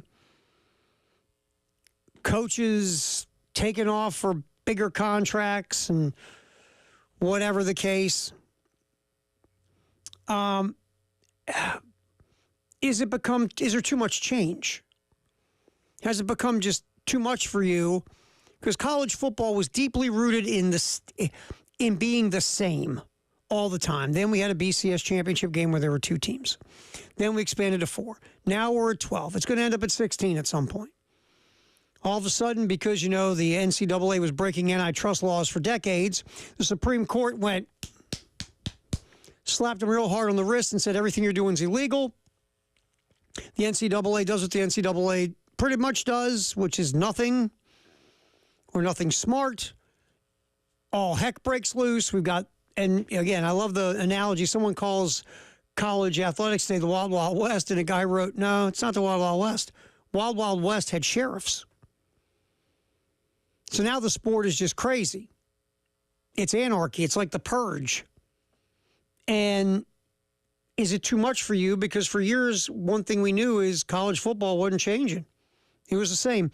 We knew if the world was changing around us and everything was chaos and, gone to hell in a handbasket, like my Uncle Laney would say, it's going to hell in a handbasket, boy. You knew you could go watch college football and it would be the same. There wasn't much change. And now there's constant change. And it's all about money. It just is. Let's just be honest. And the NCAA, they're powerless in some ways to do anything because, again, the minute they do something, someone just takes them to court under the guise or the umbrella of breaking antitrust laws. And guess what? NCAA loses. And the NCAA has never had strong leadership to get out in front of any of this stuff. And the NCAA believes some kind of fantasy that Congress is going to bail them out, or what they were doing if they could just keep throwing up their ridiculousness about amateurism and were protecting the student athlete, when all they really were doing was shoveling money into their bank account. You get this problem. So anyway, Tyler talked about, is all this too much? Texter, I'm 45 years old and a lifetime college football fan. I'm all for football players getting money and even skipping out on meaningless bowl games. But for whatever reason, the sitting out half a bowl game thing that started happening this year sits wrong with me. Not sure why it does. That's interesting. And again, it's opinion here. This is not right or wrong. It's just your opinion. I'm not going to lie to you. I feel like either play the game or don't play the game. I'm kind of with the texter. It didn't offend me or make me mad, but I'm just like, either play or don't. Don't play a half, don't play a quarter, don't play a series, just don't play. I get why you're protecting, you're going to be a first or second day draft pick. You don't want to get hurt and, cause yourself to lose a ton of money. You're protecting your future. I understand it. But it's almost like either be all in and play the game or just say, nah, man, I'm good. Don't want to play in a meaningless bowl game. I want to get ready for the NFL draft. So I'm with you. I am. Thank you for the Firehouse Subtext the hour, 803-404-6100. We'll come back in here. What's trending at 2 on the game?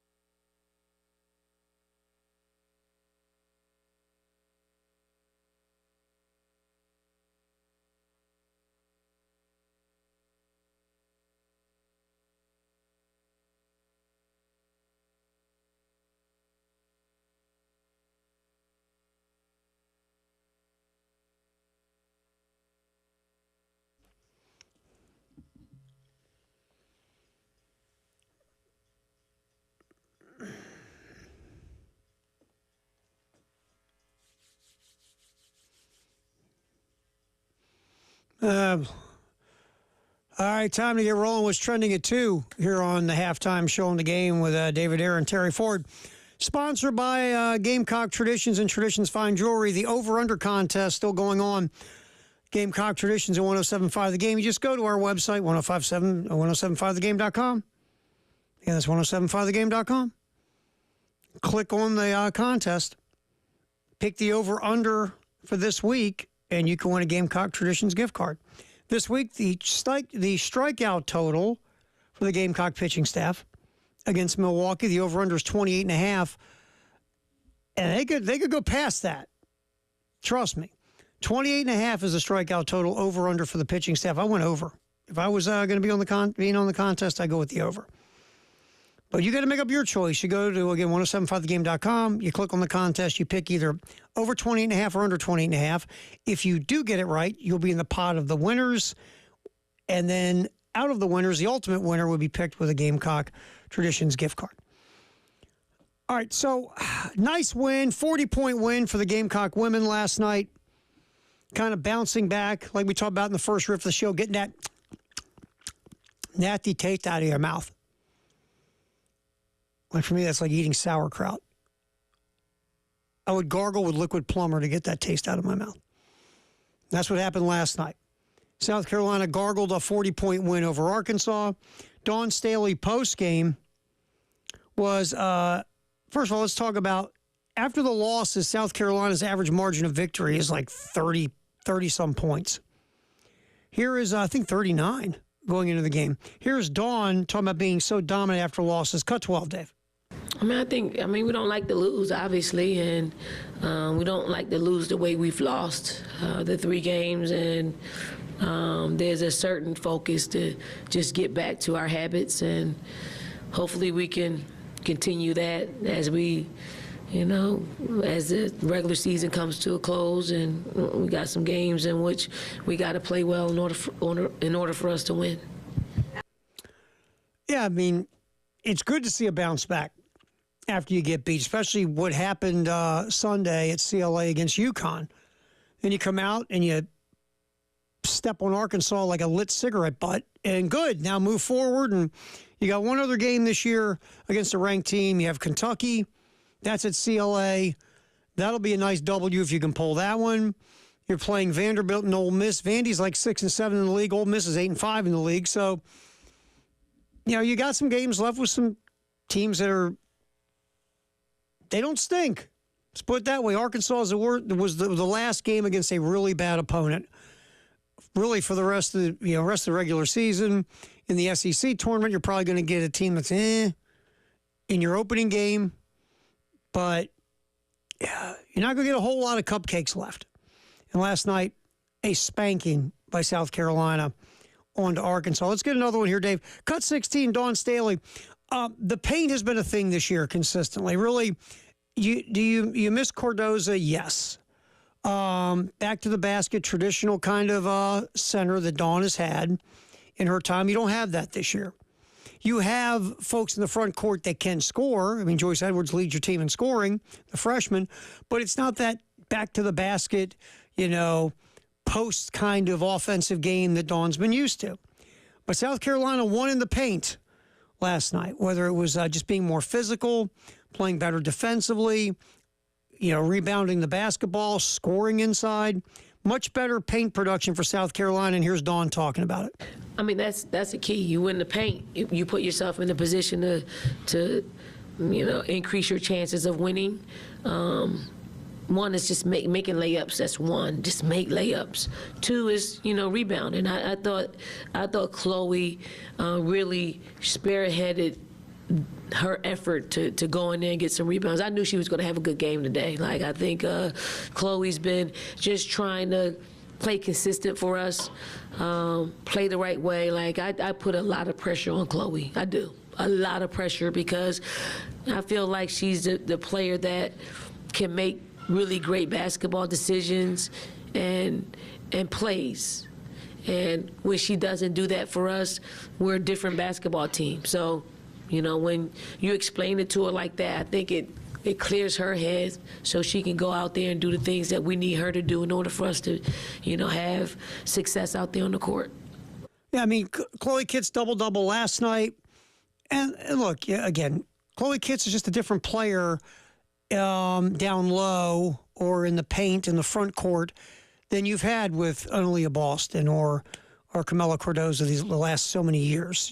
She's not the same player. She's not going to be posting up consistently, being physical, scoring on the low block. It's just not her game. She scores in a variety of ways. She's very skilled. And, when she goes and she's productive, it just makes South Carolina much better. And again, Chloe Kitts goes double-double last night. Sometimes in these overly physical games, because again, Chloe Kitts is not like, she's not Ashlyn Watkins.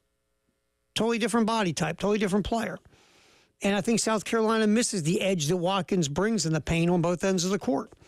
And they're going to have to find it with the front court players they have. They have skilled front court players in Edwards and Fagan and Kitts as the top three. Just got to have that little edge of ruggedness when you're going to need it in games where the other front court is very physical. That's all.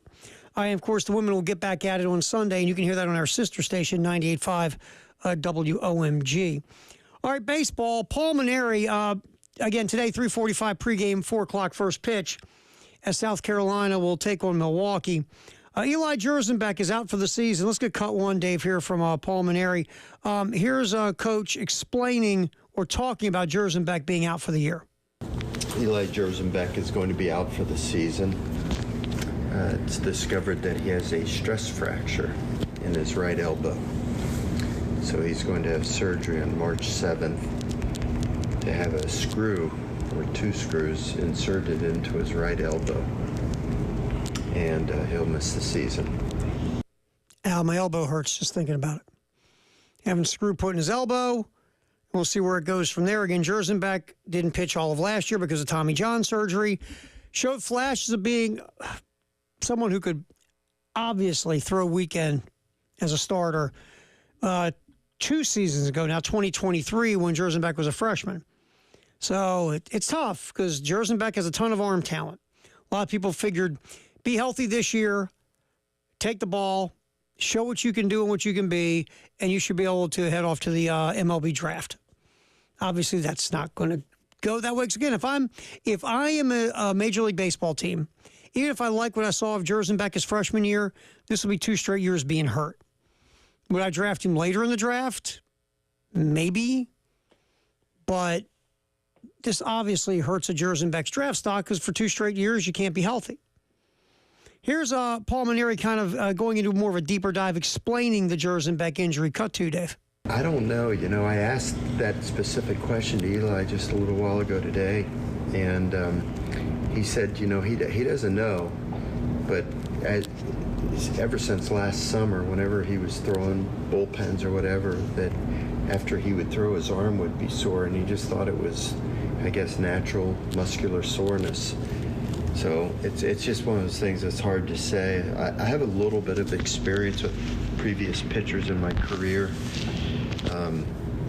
Brad Lidge, who pitched for the Phillies, had a stress reaction. Anthony Renato, Brad pitched for me at Notre Dame. Anthony Renato at LSU had a stress reaction.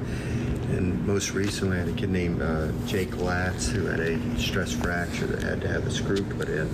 He pitches for the Texas Rangers now. So I don't know that much about it. I've just had those few examples in a long career. Of course, it may have happened in previous years, but they just didn't know what it was or whatever. But I feel so bad for the kid. He missed all of last year with Tommy John surgery, and now he misses this year because of a stress fracture. And you wonder why these things happen, but they do. It's life, and fortunately for him, I gave him those examples of those 3 players that bounced back from issues, and they all ended up pitching in the major leagues. So, but in answer to your question, John, we don't know when it would have started. It probably started with a stress reaction and was never diagnosed because, nobody thought it would, was serious enough to even look at. Probably. He probably never complained about it. And that probably evolved into a stress fracture. but I looked at the x-ray and you could clearly see it. I think they call it an incomplete stress fracture. It didn't break all the way through the entire bone, but. So there's Paul Maneri talking about the stress fracture. And again, guys can come back from it. Absolutely. And Coach Maneri talking about some dudes who ended up pitching in the majors. Brad Lidge was a closer for a long time in the majors. And right now, when you look at the starting pitching, Matthew Becker, Jake McCoy, Dylan Eskew, it's only one start. All three had one start last weekend, but all three, they pitched really well. Combined 15 innings, gave up only 4 hits, 1 earned run, 1 walk, 27 strikeouts. I mean, they were dominant against Sacred Heart. We'll see where it goes moving forward. I mean, from a stuff perspective, Jake McCoy's throwing the hardest. He's hitting like 97. So the other guys, they aren't bringing that kind of velocity or velo, like the cool people say. But they got to pitch more. They've got to, whether it's location, pitch mix, whatever, they've got to do other things. They just can't rely on straight velocity or some kind of crazy out pitch that, nobody can solve. They have to, work with some different factors. But Matthew Becker, Dylan Eskew, Jake McCoy, all three had good first starts against Sacred Heart. Nobody went more than 5. Could Eli Jersenbeck gotten in that mix for like midweek starter in the beginning? Sure, that was the hope. But things obviously, because of the injury, we will not see Eli Jersenbeck again this year. All right, real quick, Lamont Paris was on Carolina Calls last night with Derek Scott. Let's get cut 10, Dave. Lamont talking about the quote-unquote easier opponents ahead on the schedule for South Carolina. Which is to say that you must play well, but there maybe is a larger margin of error in those games. But you still better look back and say, hey, we played pretty good basketball. Otherwise, you're going to lose against these guys because they're good teams. And this is the challenge of the SEC. This is a factual statement I'm about to make, so I don't want it to be bent in any sort of direction, although someone probably will. We're 3-0 against ACC teams this year, right? Yep. One of which is who I think is probably the best or second best team in the league, in Clemson. One is in a neutral site, double-figure win, and then another is on the road, a 20-point victory on the road. There aren't as many games. And we scrimmaged NC State this year and showed very favorably in that scrimmage. There aren't many of those opportunities in this league, if any. If any. Being honest, let's just be honest. Right.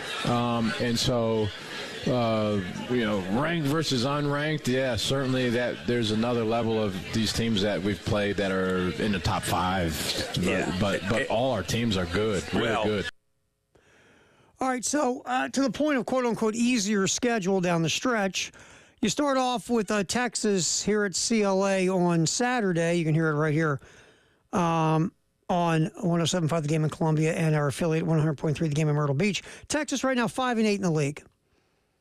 Texas is talented, but it has underachieved to their talent. So that's when you go, all right, if Texas doesn't, bring their A game, you got a shot. You go to Missouri. Missouri's been really good this year. 9-4 in the league, 20-6 overall. Real bounce back season for the Tigers. Last year, they were 0 for the SEC. Then you get Arkansas coming to town, and you see Arkansas at 4-9, but Arkansas they're finally playing to their talent. That will not be easy, even if that game is here in Columbia. You also get Georgia at home. Georgia right now is 4-9 in the league. You feel like, all right, you got a shot at that one. But then you have to travel to Knoxville to go up against a really good Tennessee squad, 8-5 in the league. Tennessee's problem, like always under Rick Barnes, they play great defense, one of the best defensive teams in the country. They just have problems consistently putting the ball in the baskets. That's what you got coming up. All right, we'll talk to our buddy Scott Hamilton from the Post and Courier. Next, we'll get his thoughts on the college football playoff talk. And also, Scott, an interesting post about the golf world. We got that coming up next here on the Halftime Show. What's trending at 2 here on The Game?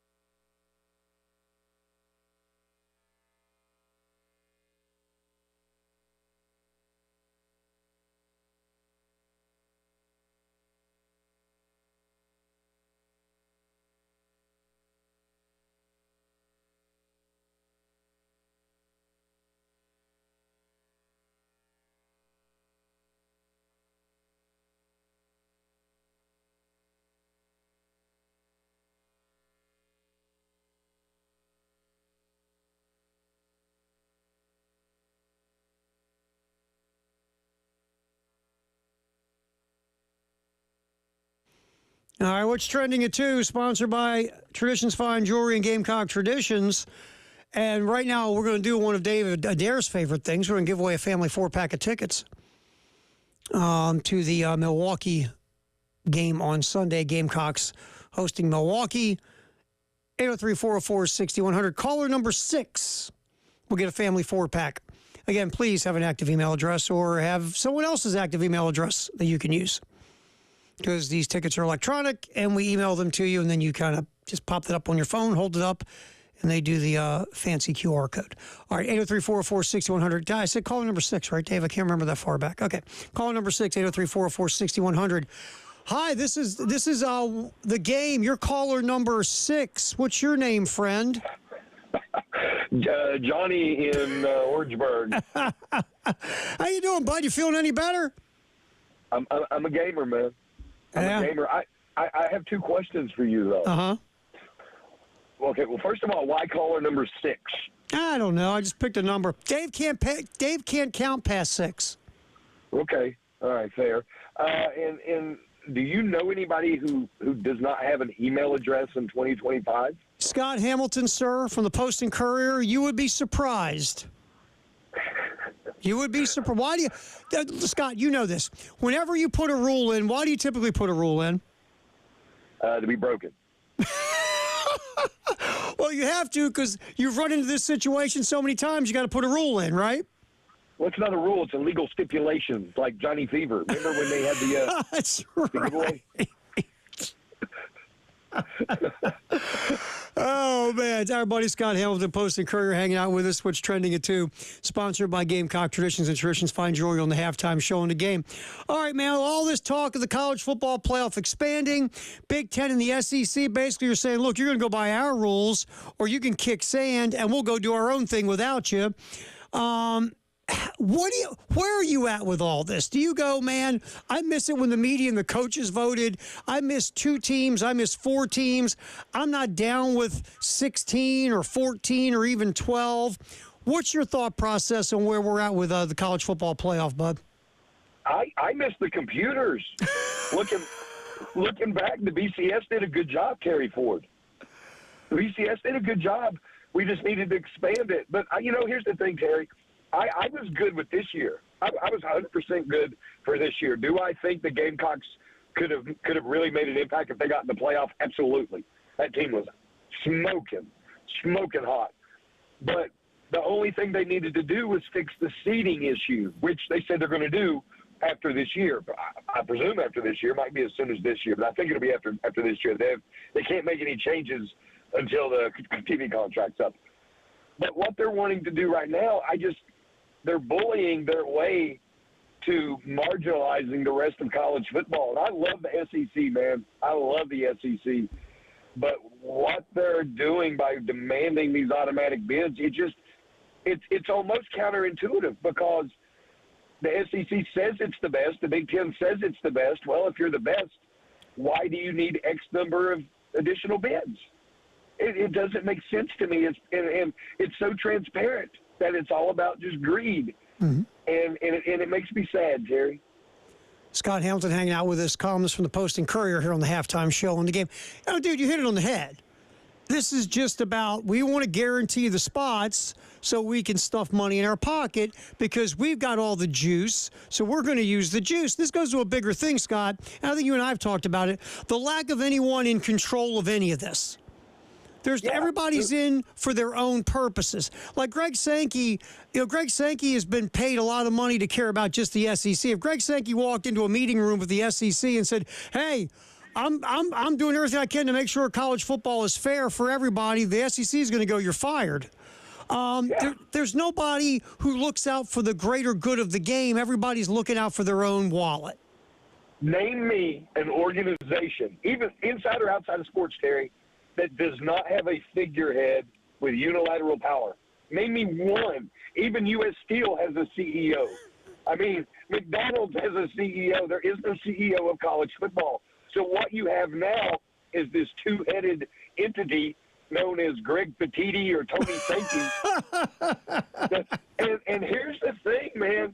As slimy as Kevin Warren was, and Tony Petitti is straight out of television, dude. I knew him when he was an executive at CBS years ago. And he is all about that TV content, and that TV money. And anything he can do to get more eyeballs on the Big Ten, to get more money in the Big Ten's coffers, he's going to do, and he doesn't care who it costs. And when you juxtapose that to what Kevin Warren did with the Alliance and all that, whoa, and Greg Sankey, I mean, what choice does he have but to go along? He has no choice. Scott Hamilton with us from the Post and Courier, yapping some college football playoff here on the halftime show in the game. Yeah, Scott, I mean, that's the thing, is just the idea that all these people are out for themselves. In the SEC and the Big Ten, they have all this power, so they're going to use it to their own, to their own gain. And we have no one who can check any of this. And I'm with you at the end of the day. If you are the best and you beat your chest you're the best, why do you need auto bids? Because you should be able to get your share. Now, the SEC, everybody talks about the SEC was down this year, right? They still had teams in the college football playoff, but Sankey and the SEC folks are sitting there steaming because Alabama, Ole Miss, and South Carolina were on the outside looking in, and they look at it like, hell, all three of those teams could have done better than Boise State or SMU. So that's why we get to this point of, hey, we want auto bids. Why? Because we can ask, because we got all the power. You know how you fix all this, Terry? I'm going to tell you right now. Here's the solution, and we'll call it the Scott Ford, Terry Hamilton method. Here we go. I'll give you half credit because it's your platform, Ron. Go for it. What do we ever question the NCAA basketball tournament? Do we ever really question? I mean, sometimes there's debate, last four in, last four out, but it's marginal. Right. It's marginal. Mm-hmm. That's because they have hard numbers. They have data. They have quad one, and they have the net, and this, that, and the other. Why don't they use that? Why? Because the criteria that they use, and by the way, I got invited to be part of the mock selection this September for the college football playoff. The selection that they use has now become, it's antiquated, but it's still so foggy as it was when they first unveiled it more than a decade ago. They need new criteria, more polished criteria that lays out A, B, C, D, E. Here's what matters first. Strength of schedule. Here's what matters second. Conference title, yada, yada, yada, yada. But it's not like that. It's so vague. And it puts it in the hands of these humans, which I don't mind, but as long as they have criteria to go by. Hey, hold your thought. I'm going to actually bring you back for another segment because you're actually interesting this week. It's because I'm playing hurt. I was getting ready to say, the drugs you're on with the bronchitis have made you loopy, and you're much more compelling than usual. Don't go anywhere. Go blow your nose and come back. We'll do another segment. Hang out with our buddy Scott Hamilton from the Post and Courier. Talk college football playoff, and Scott's got a really good post about the world of golf I want to get to as well. It's a halftime show. Terry Ford, David Dare, we're hanging out here till 3 on the game.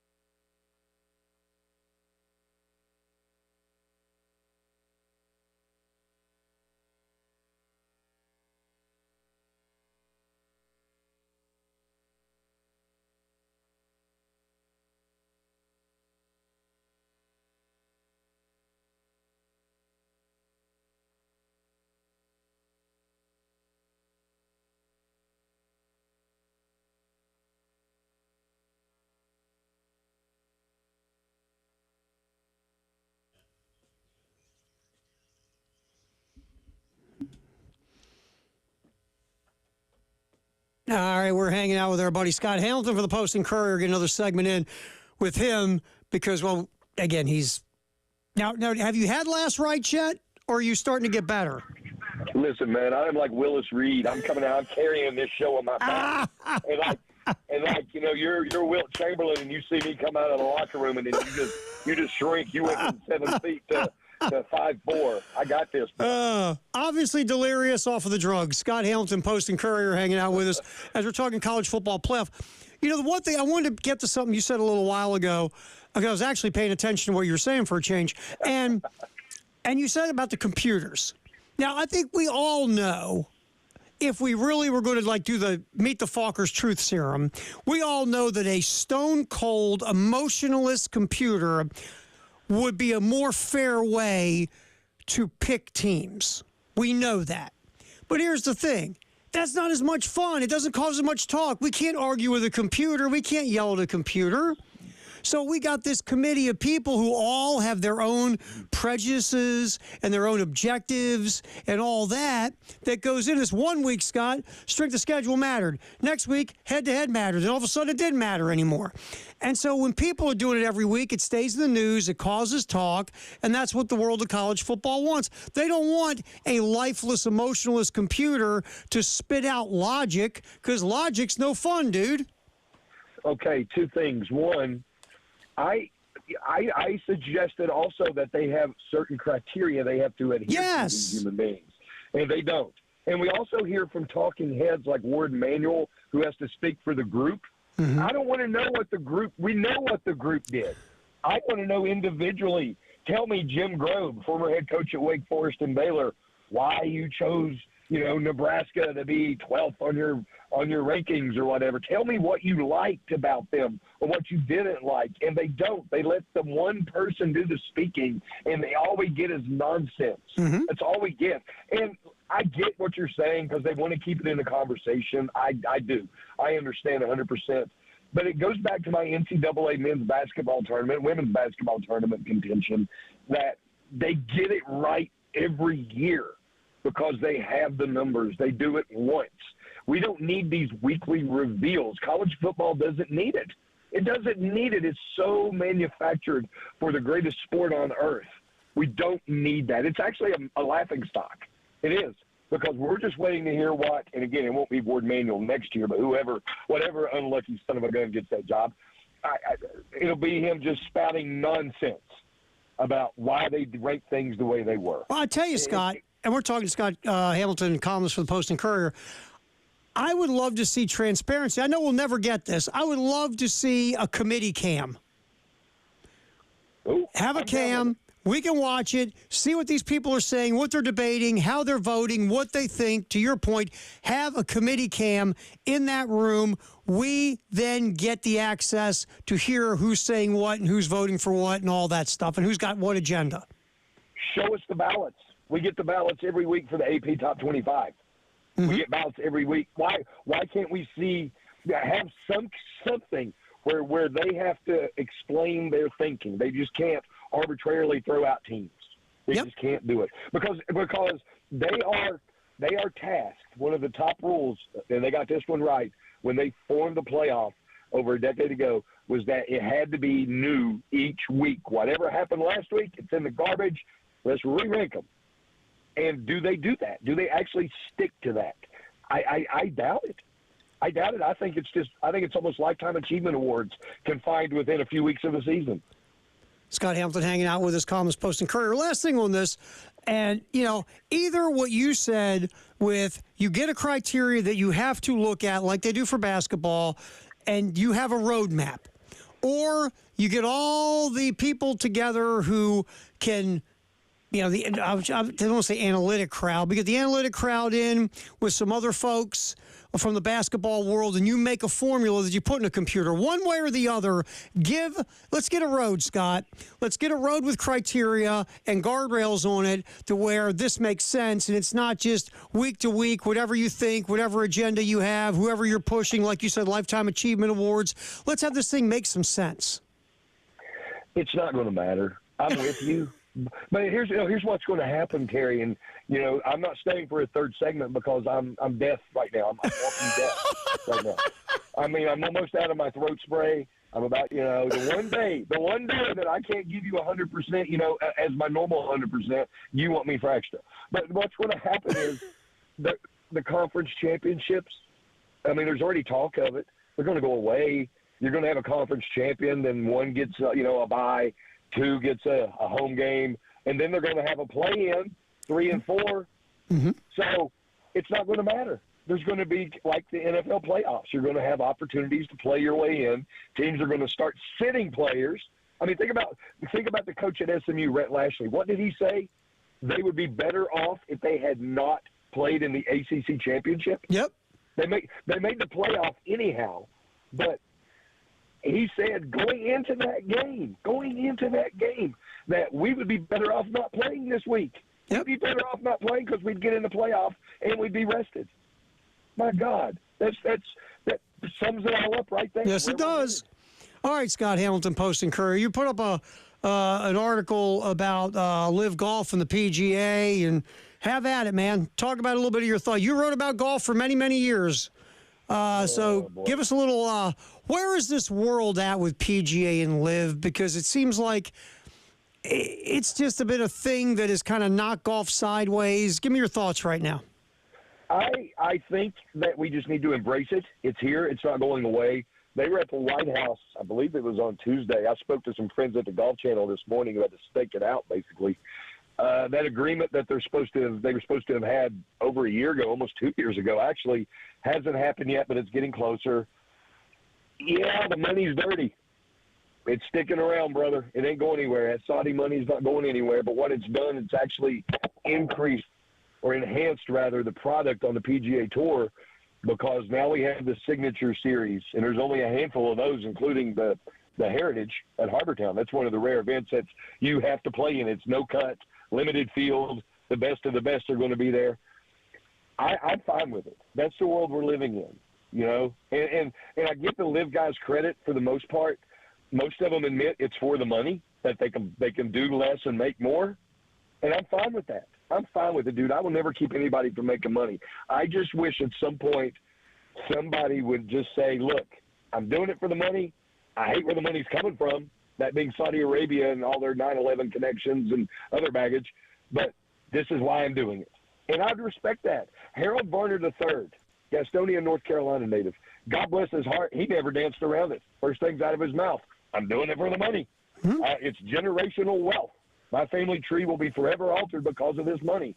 Okay? I hate where it's coming from, but I can't turn it down. And let me ask you this, Terry Ford, as we close out this segment. What would you do? What would you do if somebody offered you $100 million? I've said this before, Scott. I'm taking the money. I'm not liking it. I don't like where it comes from, but like you said, I take $100 million. My life and my family's life is good for generations. So, yeah, it's easy to be holier than thou when no one's offering you the $100 million. I am friends with some people who were directly impacted in 9/11 and some people who have actually spent the last 24 years chasing after the kingdom in Saudi Arabia. Terry Strada comes to mind. I talk to her frequently. And I have to admit to her, Terry, I don't know what I would do. I know your husband was killed in the Twin Towers, but I don't know what I would do if somebody dangled that much money in front of me, because my first thought is take the money and make sure my descendants spend that money to do all they can to make a better world. I was getting ready to say, you can also take that money and use it against them and take a portion of that money to help fight the battle that, for the friends of yours who have gone through this awful tragedy that we all obviously hated and thought was disgusting and vile. You can take that money and do good with it, not just pocket it for yourself. You follow what I'm saying? No, I like your first train of thought. That would be a good 10-episode prestige TV, maybe AMC show, where this golfer gets this money, but he's angry about it, and he's got this subversive network that he's funding that's trying to break down the kingdom from the inside. Meanwhile, he's out playing Live Golf, Golf But Louder, and looks like he's having a blast, but he's really a mole. There you go. We solved another problem, sir. Entertainment and bringing down sports watching. My friend, I hope you feel better. In all seriousness, bud. I hope you feel better, and I appreciate you grinding through it today, man. We'll talk to you next week, boss. Okay, keep an eye out for the GoFundMe for the escalating medical bills. Oh, I'll be right there. I'll be right there. Thanks, man. See you, dude.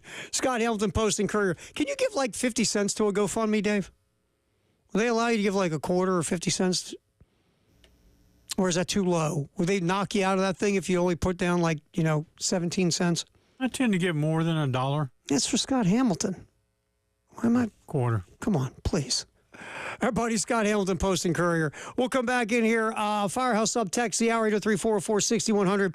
Also, we will attempt to do our handoff with Jay Phillips from the postgame show, sponsored by Little Pigs on Alpine. That's next as we wrap up the halftime show. David Dare steering the ship. Terry Ford, happy you can hang out with us. We go till 3 on the game.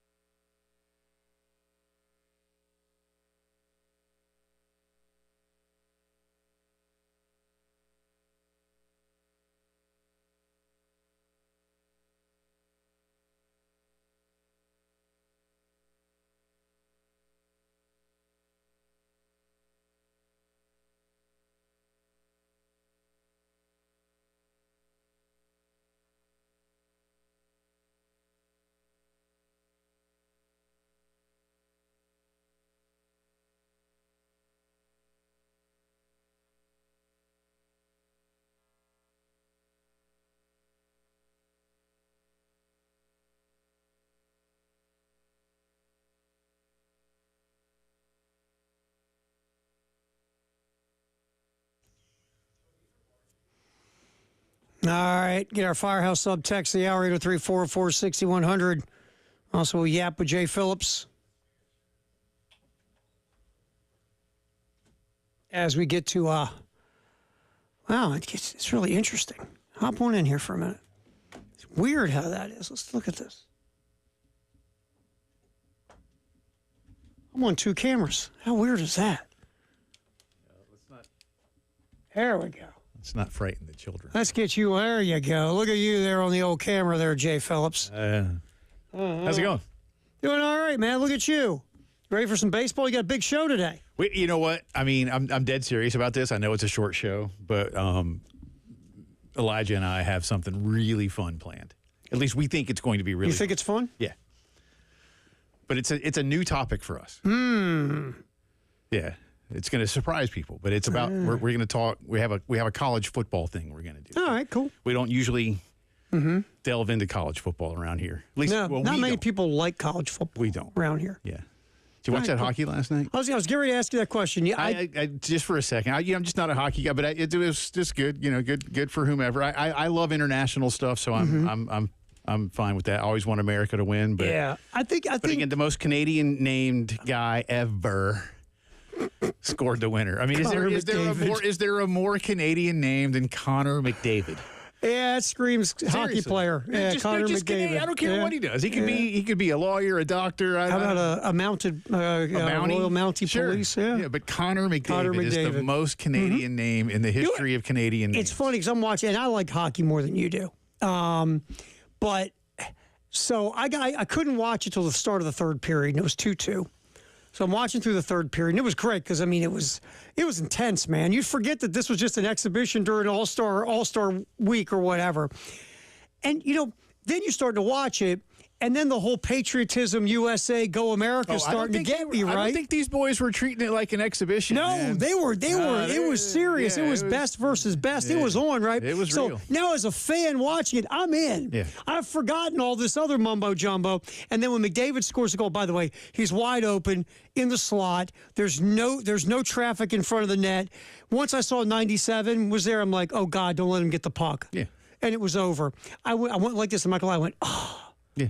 Then it hit me. Wait a minute, this is an exhibition. No, it's not. Dude, I was in, Jay. It's not. That was, I like what they've done, man. and I think they should continue it. I'm very glad the NHL is going to allow the players to go to the Winter Olympics again next year. I thought it was foolish that they didn't last time. Yeah. After we had seen some, just like back to Salt Lake and in 2010, just so intense. And I've told you before, I mean, you know what kind of soccer fan I am, but this is why I love the World Cup, and this is why I lament the fact that there's just not enough of that from an American sports point of view. We had a great time as American sports fans watching last summer's basketball, but it was primarily because our guys got challenged, and it made it enjoyable. Yes. And then to watch Steph and LeBron and KD in that gold medal game elevate Steph just was out of his mind. He hadn't played that way in 10 years. And that's not a judgment on Steph. It's just, it's just that's life. But I wish we had more of that, Yeah. But if they had lost, we would have said they failed. And I get it. I wouldn't have disagreed with that. But I wish there were more of that, and like big league owners don't want their stars playing in the World Baseball Classic, but like the Dominican guys and the Venezuelan guys, how much take love it so and seriously. intensity do they have in those games? So much, Yep. and yet America sends a couple of A-list guys, but the ones that are making 25 and 30 million, their owners are like, no. Yeah. I don't want you to go. And I don't even know how many, Terry. I'm not trying to. Well, remember, the Mets closer a couple years ago got hurt. Well, listen, and that was but that's the push. Well, you're saying that's the. But can you go see? But you get hurt in sports. Yeah. And the thing is, like, again, I'm wearing an Arsenal shirt today. Arsenal had a guy that plays for Brazil, striker for Brazil, Gabriel Jesus, got hurt in the World Cup. You get hurt, but he was playing for Brazil in the World Cup, and that's the thing. And you're gonna go all out. We're just different because our professional sports to us matter more than the Olympics ever will, because just the way we're built here, and we don't have that until we're pushed.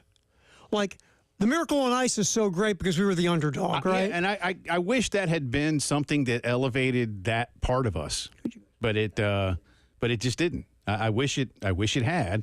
Yeah, and again, that's, to me, I've told you before, that's really probably why I am at least partly as a sports fan, why I feel the way I do about international sports. Because to me, that wasn't even a sport. Like, I'm telling you, man, in my lifetime, and I'm now 54, in my lifetime, that's one of the 2 or 3 greatest moments in the history of my nation since I've been alive. I agree with you 100%. Not sports moment. It's without question.